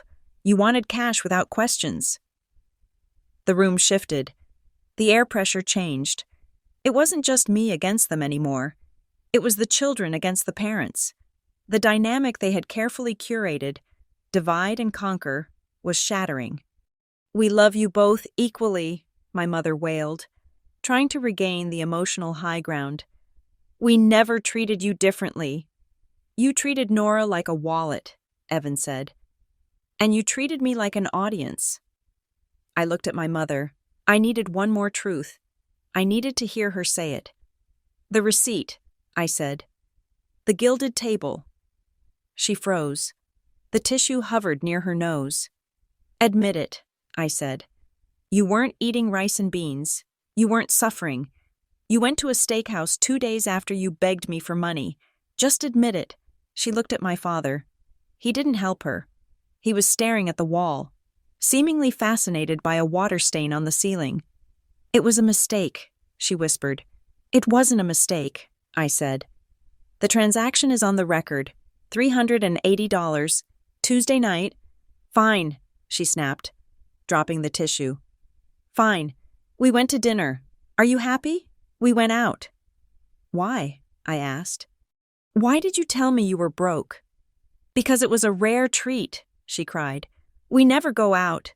We sit in that house day after day, staring at the walls. We just wanted one night to feel like human beings. Is that a crime? To want a steak once in a decade? It wasn't once in a decade, I said. Mrs. Gable told me about the catering, the anniversary party, valet parking. My mother's face went pale. And, I continued, pressing the advantage, you slipped up when I asked you about it on the phone.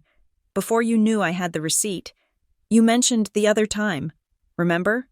You said, we haven't been there since the other time. My mother blinked. She looked confused. I didn't say that. You did, I said. You were lying so fast you couldn't keep track of the timeline. You have been there before. You go there, don't you? You go to the places I can't afford to go. We have friends, my father barked, finally turning to look at me. People in this town talk, Nora. They judge. If we look poor, they treat us like dirt. We have to keep up appearances. We have to show them that the Morgans are doing fine. Keep up appearances, I repeated. Dad, nobody cares. Mrs. Gable doesn't care. The neighbors don't care. You are spending thousands of dollars to impress people who aren't even watching. They are watching, he insisted. They are cruel. You don't know what it is like to be older and feel like you are fading away. We wanted respect. And yes, maybe we use some of your money to buy a little respect. Is that so terrible? You are our daughter. You are supposed to make us look good. I was supposed to keep you warm, I said. I was supposed to keep you fed. I wasn't supposed to be your PR firm. You weren't struggling, I said, the realization settling over me like a heavy blanket. You were never struggling. You were just living above your means and using me to fill the gap. We had expenses, my mother argued. Unexpected things. Like what? Evan asked. My mother looked at him. You know, the house, the car, the inheritance, Evan said. The word landed in the center of the table like a grenade. I looked at Evan. What inheritance? My parents went dead silent. My father's face turned a shade of gray I had never seen before.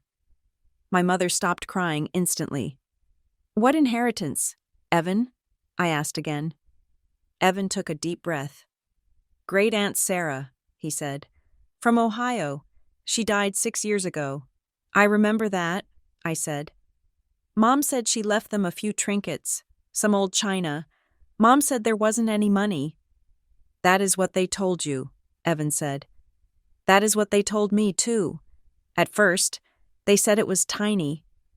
They said it barely covered the cost of driving out there for the funeral. He looked at our father. But a few months ago, Evan said, Dad was drinking with Uncle Jerry. I was in the garage, fixing Jerry's tire. They didn't know I was there. Jerry made a joke about Sarah's money. He said, Bob, you must have burned through that windfall by now. And Dad laughed. He said, Are you kidding? We invested half of it. That old bird finally did something useful. I stared at my father. You invested half of it? It wasn't a windfall, my father muttered. It was modest.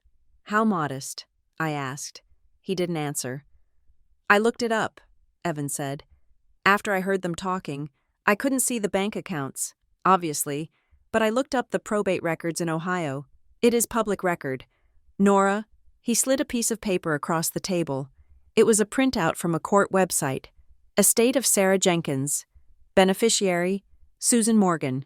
Net value of estate distributed, $180,000. $180,000. I felt the room spin. 6 years ago. 6 years ago. I was living in a studio apartment with a radiator that hissed all night. I was eating instant oatmeal for dinner. I was sending them $300 a month for groceries. They had $180,000 in the bank. You had nearly $200,000, I whispered. And you took my grocery money. It was for our retirement, my mother shrieked. We couldn't spend the principal. We have to live on the interest. We have to be careful. You paid off the house, I said. That is where the $60,000 came from. You paid off the car. You invested the rest. You were sitting on a nest egg. We were protecting our future, my father yelled. Who is going to take care of us when we are 80? You? You barely call. I paid your bills for 8 years, I screamed back. I was taking care of you. I was taking care of you while you were sitting on a fortune. It is not a fortune, my father shouted. It is security, and we deserved it. We waited our whole lives for a break. And what about me? I asked. Did I deserve a break? Did I deserve to save for a house? Did I deserve to go on a vacation? You are young, my mother said. You have time to earn money. We are running out of time. We needed it more. It wasn't desperation. It was greed. Pure, unadulterated greed. But it was more than that. As I looked at them, my father's defiant jaw, my mother's calculating eyes, I realized it wasn't just about the cash. It is about control, I said. They stopped yelling. They looked at me. You liked it, I said. You liked me needing to save you. As long as I was sending you checks, I couldn't move away. I couldn't take a job in another city because I couldn't afford the moving costs. I couldn't get married because I was too stressed about your crises to date. You kept me tethered. Don't be ridiculous, my mother scoffed. We want you to be happy. No, I said. You want me to be close. You want me to be available. Remember when I got offered that job in Chicago? The promotion? You called me the next day and said Dad needed back surgery, and you didn't know how you would cope, so I turned it down. He did have back pain, my mother said. He played golf 2 weeks later. I said, I saw the pictures. You are twisting everything, my father said. You are rewriting history to make yourself the victim. It is a sickness, Nora. I am seeing the pattern, I said. You used my empathy as a leash. I looked at the timeline. I looked at the fake repo notice. I looked at the probate record. The evidence was insurmountable. There was no misunderstanding here. There was no, oops. This was a systemic, multi-year operation designed to extract resources from the child to secure the comfort of the parents. I took a deep breath. Here is what is going to happen, I said. I didn't yell. I spoke with the flat, emotionless tone of a judge delivering a sentence. I am offering you one final chance to have a relationship with me, not a financial relationship, a family relationship. We are family, my mother said. We don't need your permission. You do, I said, because I am the one who walks away today. I laid out terms. 1, no more cash, ever. I will never write you a check again. I will never Venmo you. I will never hand you an envelope.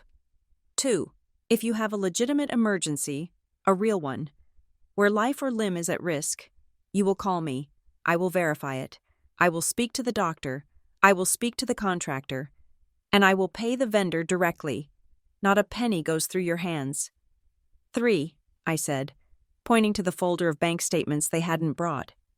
You will meet with a budget counselor, a legitimate, third-party credit counselor. I will pay for the sessions. You will show them everything, the inheritance, the investments, the spending. You will learn to live within your actual means, which are clearly much higher than you pretended.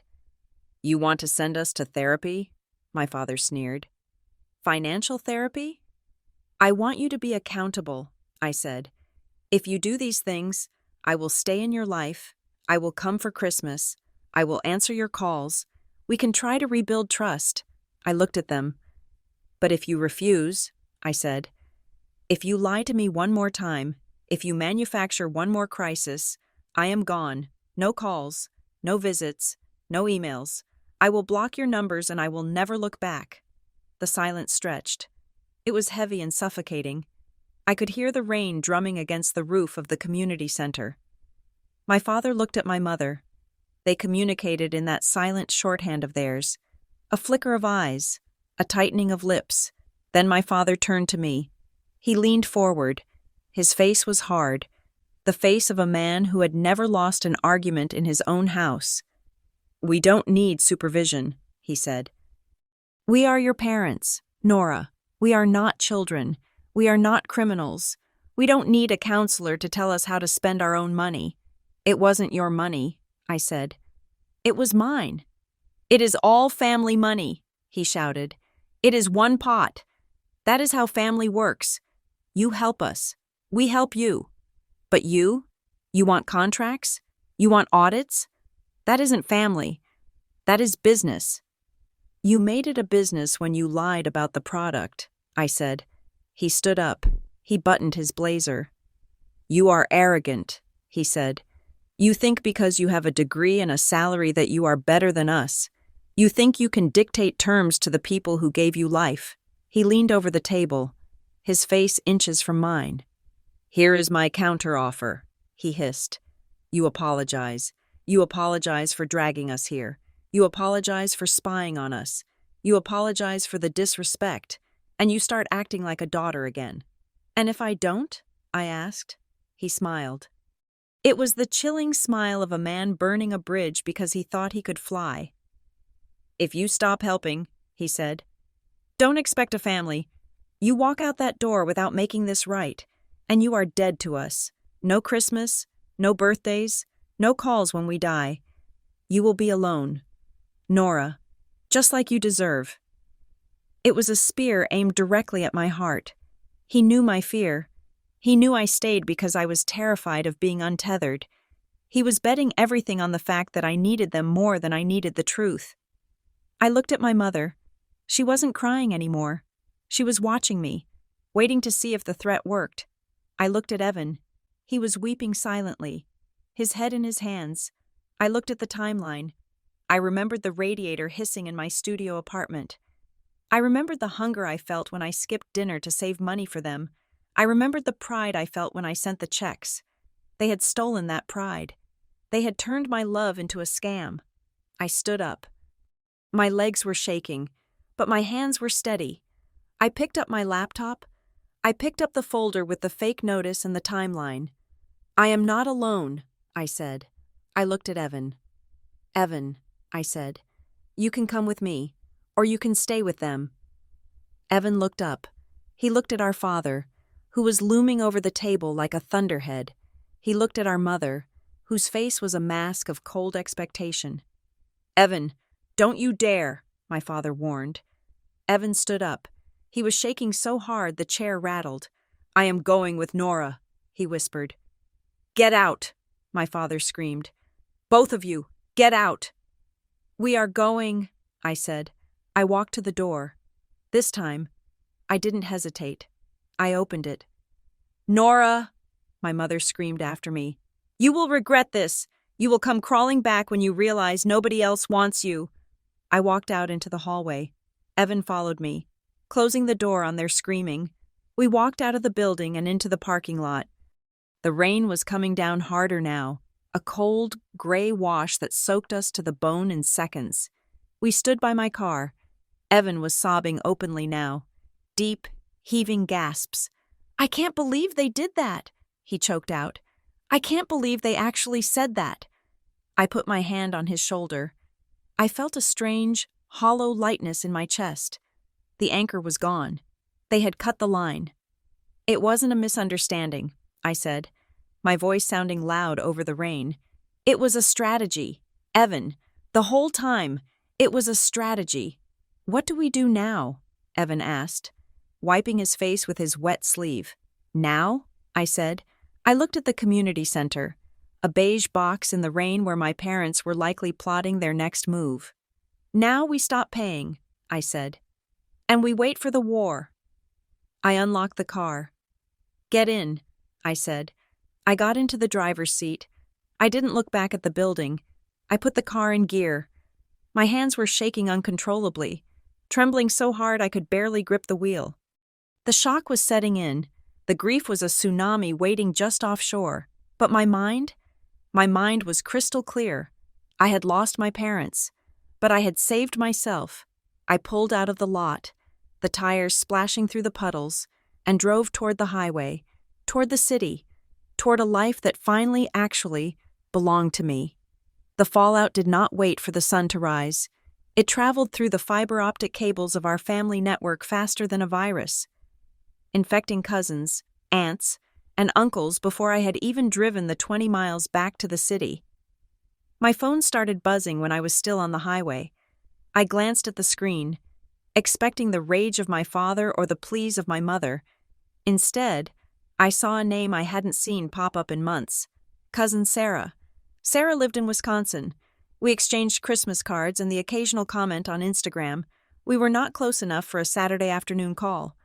I let it go to voicemail. Then a text from Aunt Linda. "Nora, please call me. We are so worried." Then a text from my uncle in Florida. "Family is everything. Kiddo, don't throw it away over a bad mood." I pulled into a rest stop, my hands shaking so hard I had trouble putting the car in park. I sat there, the rain hammering against the metal roof, and opened the message from Sarah. "Hey Nora, I just got off the phone with your mom. She sounded devastated. She said you are having some kind of breakdown? Something about paranoia and spiraling? She said you were screaming at them about conspiracies. I just wanted to check in. Do you need me to come out there? Are you safe?" I stared at the words. Paranoid, conspiracies, breakdown. They had wasted no time. While Evan and I were walking out to the parking lot in the rain, they were already on the phones, spinning the narrative. They were preempting the truth. They knew that if I told the story first, the story of the $42,000, the fake repo notice, the hidden inheritance, it would destroy their reputation. So they had to destroy my credibility first. If I was spiraling, then my evidence was just the scribblings of a madwoman. If I was unstable, then their request for money was just a desperate attempt to help me feel needed. I felt a surge of bile in my throat. The urge to fight back was primal. I wanted to screenshot the receipt from the gilded table and post it on Facebook. I wanted to upload the photo of the fake repossession notice and tag every single relative. I wanted to scream, "I am not crazy. They are thieves." I opened the Facebook app. I started typing. My thumbs flew across the glass, fueled by 8 years of suppressed anger. My parents are liars. They have $180,000 in the bank and they stole my savings. I looked at the post. It was ugly. It was dramatic. It was exactly what a spiraling person would write. If I posted this, I lost. I would become the drama they accused me of being. I would be dragging the family name through the mud. And the extended family, who only knew my mother's sweet voice and my father's firm handshakes, would look at this and see a tantrum. I deleted the text. I closed the app. I took a deep breath, inhaling the smell of wet wool and stale car air. I was a project manager. I dealt with facts. I dealt with documentation. I did not engage in flame wars. I opened my email app. I composed a new message. I added the email addresses of Aunt Linda, Uncle Jerry, Cousin Sarah, and the 3 other relatives who mattered. Subject: Update on my financial support for Mom and Dad. Dear family, I am writing this to clear up any confusion regarding the situation between my parents and me. I am safe, I am healthy, and I am of sound mind. Effective immediately. I have paused all financial support to my parents. This decision was not made in anger, but after a careful review of financial records that revealed significant inconsistencies over the last 8 years. I have provided $42,000 for emergencies that I have now verified were not accurate representations of their financial status. I love my parents, and I am open to reconciliation if they are willing to work with a third-party financial counselor to provide full transparency. Until that happens, I am stepping back to protect my own future. I ask that you respect my privacy as I navigate this. I will not be discussing the specific details further out of respect for them. Love, Nora. It was dry. It was boring. It was perfect. It didn't accuse them of malice. It accused them of inconsistencies. It didn't call them liars. It called for transparency. It was a shield that their hysteria couldn't penetrate. I hit send. I put the phone down and drove the rest of the way home. The counterattack came 2 hours later. I was in my apartment, staring at the wall. When my phone rang, I didn't answer. A minute later, a voicemail notification popped up.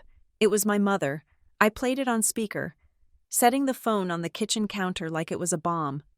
"Nora," she sobbed. The sound was jagged, broken. "Nora, I am in the parking lot of the diner on 4th Street. I can't drive. I am shaking so hard, I can't hold the wheel. Your email. How could you? Linda just called me. She asked if we stole from you. You turned our own family against us. I feel like I'm having a heart attack. Please, honey, please pick up. I am scared to drive." My stomach twisted. The image was vivid.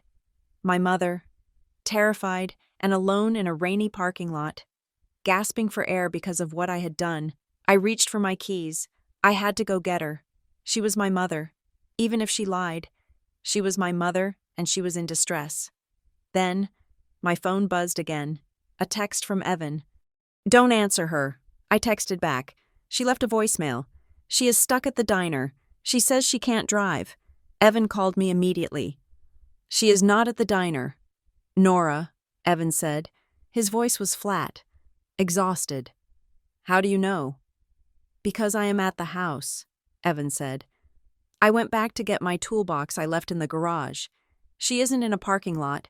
She is at her hair appointment. I saw her car at the salon on Main Street when I drove past. And I just tracked her iPhone location because she forgets she shares it with me. She is at Curl Dye." I stood there in my kitchen, the keys dangling from my hand. "She is getting a perm?" I whispered. "She is getting a perm," Evan said. "And she is leaving you a voicemail pretending to have a heart attack in a parking lot."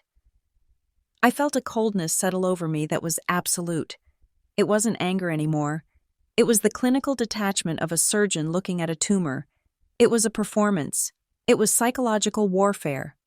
She knew exactly what buttons to push, my guilt, my need to be the protector, and she pushed them while sitting in a salon chair, probably reading a magazine. "Thank you, Evan," I said. "Block them," Evan said. "Nora, seriously, block the numbers. If you keep listening to the voicemails, they will get inside your head." "I know," I said. I hung up. I looked at the contact for Mom. I scrolled down to the bottom. "Block this caller." I pressed it. I did the same for Dad. The silence that followed was instant. My phone stopped buzzing. The threat of the next ring was gone. But the silence in the apartment was loud. It was filled with the ghosts of the last 8 years. I looked at the spot on the rug where I had paced while transferring money for the furnace repair. I looked at the table where I had eaten ramen noodles while they ate steak. I started to clean. It was a manic, desperate need to scrub the apartment. I threw out the greeting cards they had sent me. "To a wonderful daughter." Trash. I threw out the knitted scarf my mother had made me 3 Christmases ago. Trash. I felt guilt, sharp and stabbing. I felt grief, heavy and suffocating. I missed them. That was the terrible, messy reality. I missed the people I thought they were. I missed the illusion of the loving parents who were just down on their luck. I grieved the death of that family as if they had actually died.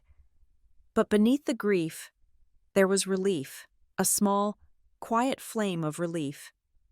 I didn't have to check my bank account tomorrow. I didn't have to dread Tuesday phone calls. I didn't have to carry the weight of 2 other adult lives on my back. I ordered a pizza. I ordered the expensive one with truffle oil and prosciutto. I ate it on the floor, alone. It tasted like freedom. The next morning, Sunday, my buzzer rang. I looked at the intercom. It was Evan. I buzzed him up. He walked in carrying a cardboard box. He looked like he hadn't slept. His eyes were red-rimmed, his hair messy. "I found it," he said, setting the box on my coffee table. "Found what?" "The playbook," he said. He sat down on my sofa and put his head in his hands. "I went back to the house last night after I saw her at the salon. They weren't home yet. I went into Dad's office. I broke the lock on the filing cabinet. Evan, I said. I had to know, he said. I had to know if we were crazy. He reached into the box and pulled out a hanging file folder. It was labeled Nora. He handed it to me. I opened it. It wasn't just financial records. It was a dossier. The first page was a printout of my LinkedIn profile from 4 years ago. My father had circled my job title, Senior Project Lead, next to it, in his handwriting. He had written, average salary, $110,000.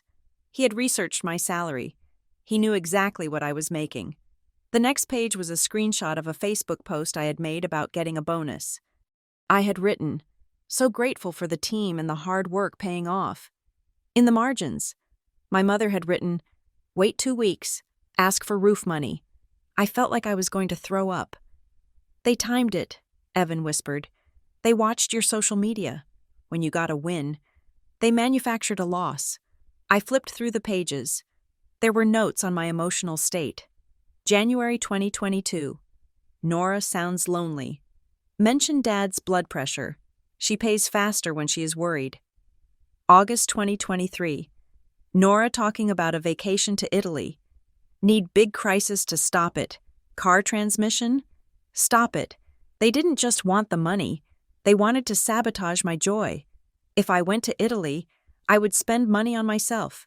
If I spent money on myself, I wouldn't have it for them. So they broke the car to keep me home. It is a job, I said, my voice trembling. Evan, I was their job. They managed me. There is more, Evan said. He pulled out a smaller envelope from the box. Look at this. I opened the envelope. Inside were clippings from local society pages. Photos of my parents at charity dinners. Photos of them at the golf club. In one photo, my mother was wearing a diamond necklace I had never seen. The caption read, Mr. and Mrs. Morgan enjoying the summer gala. The date on the photo was 3 years ago, the same month I paid for her emergency root canal. She wasn't in pain. She was drinking champagne and wearing diamonds. They were building a legacy, Evan said. They wanted to be the rich, philanthropic couple, and they used you to fund the back end. I closed the folder. I felt cold. My hands were ice. I have to go back, I said. What? Evan stood up. No, Nora, no. We are done. We blocked them. I have to go back one last time, I said. Not to argue, not to ask for the money back. I need to look them in the eye and tell them I know. I need to drop this folder on their table and walk away. If I don't, they will always tell themselves it was a misunderstanding. They will tell themselves I am just confused. I need them to know that I see the machinery. I am coming with you, Evan said. No, I said. This part I have to do alone. You stay here. Eat some pizza. Watch TV. I will be back in 2 hours. I drove to Maple Ridge. The rain had stopped, but the sky was a bruised purple. The house looked different now. It didn't look like my childhood home. It looked like a bank vault disguised as a split level. I parked in the driveway. I didn't knock. I used my key. They were in the living room. The TV was off. They were sitting in silence, like actors waiting for the next scene. When I walked in, they both looked up. My mother's face brightened instantly, a reflex of hope. Nora! She cried, standing up. Oh, thank God. You came back. You came to your senses. My father stayed seated. He looked at me with suspicion. Did you unblock us? He asked. I didn't answer. I walked over to the coffee table, the one with the fake antique finish, and dropped the folder Evan had found. It hit the table with a heavy thud. My father looked at the label. Nora. His face went white. You broke into my office, he said. Evan did, I said. But I read it. I looked at my mother. I saw the notes. Mom, I said. I saw the note about the Italy trip. Need big crisis to stop it. My mother flinched as if I had slapped her. She stepped back, her hand going to her mouth. You didn't just take my money, I said. You stole my life. You saw me happy, and you decided to break something so I would be miserable again. Because if I was miserable, I would need you. And if I needed you, I would pay you. It wasn't like that, she whispered. We didn't want you to go so far away. You wanted the money, I said, and you wanted the control. I turned to my father. And you, I said, tracking my salary, calculating my bonuses. I wasn't your daughter. I was a yield. I was an investment property. We did what we had to, my mother whispered. It was the same line, the eternal justification. No, I said softly. You did what you wanted. I looked around the room. I looked at the new curtains. I looked at the expensive rug. I looked at the lies. I am done, I said. I am not angry anymore. I am just finished. Don't contact me. Don't contact Evan. Enjoy the money. I hope it keeps you warm. I turned to leave. As I turned, my eyes caught something on the sideboard near the front door. A pile of mail. Most of it was the usual junk, but one envelope stood out.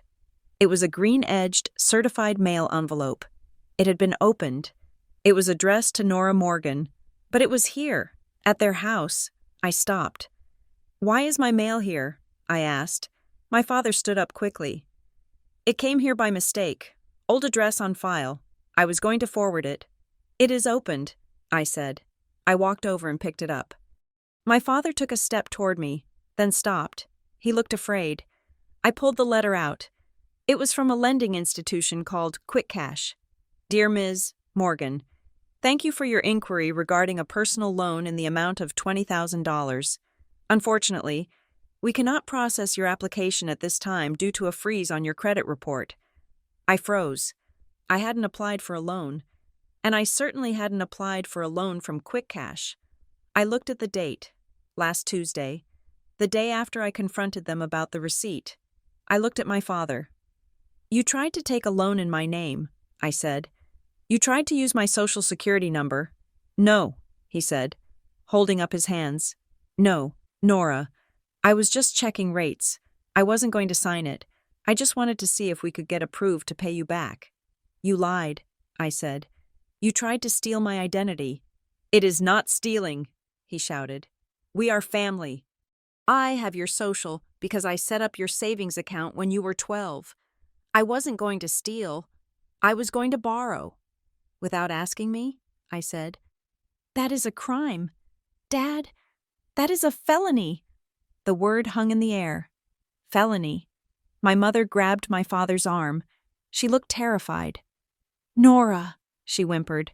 Please, he was desperate. He was panicked because you cut us off. He wasn't thinking. He was thinking, I said. He was thinking that if I wouldn't give him the money, he would take it. I took my phone out. I took a picture of the letter. I took a picture of the envelope. What are you doing? My father asked, his voice shaking. I am gathering evidence, I said. I am keeping this. I put the letter in my purse. Are you going to the police? My mother asked, her voice barely a squeak. I looked at them. They looked small. They looked old. And for the first time in my life, they looked afraid of me. They weren't the powerful parents anymore.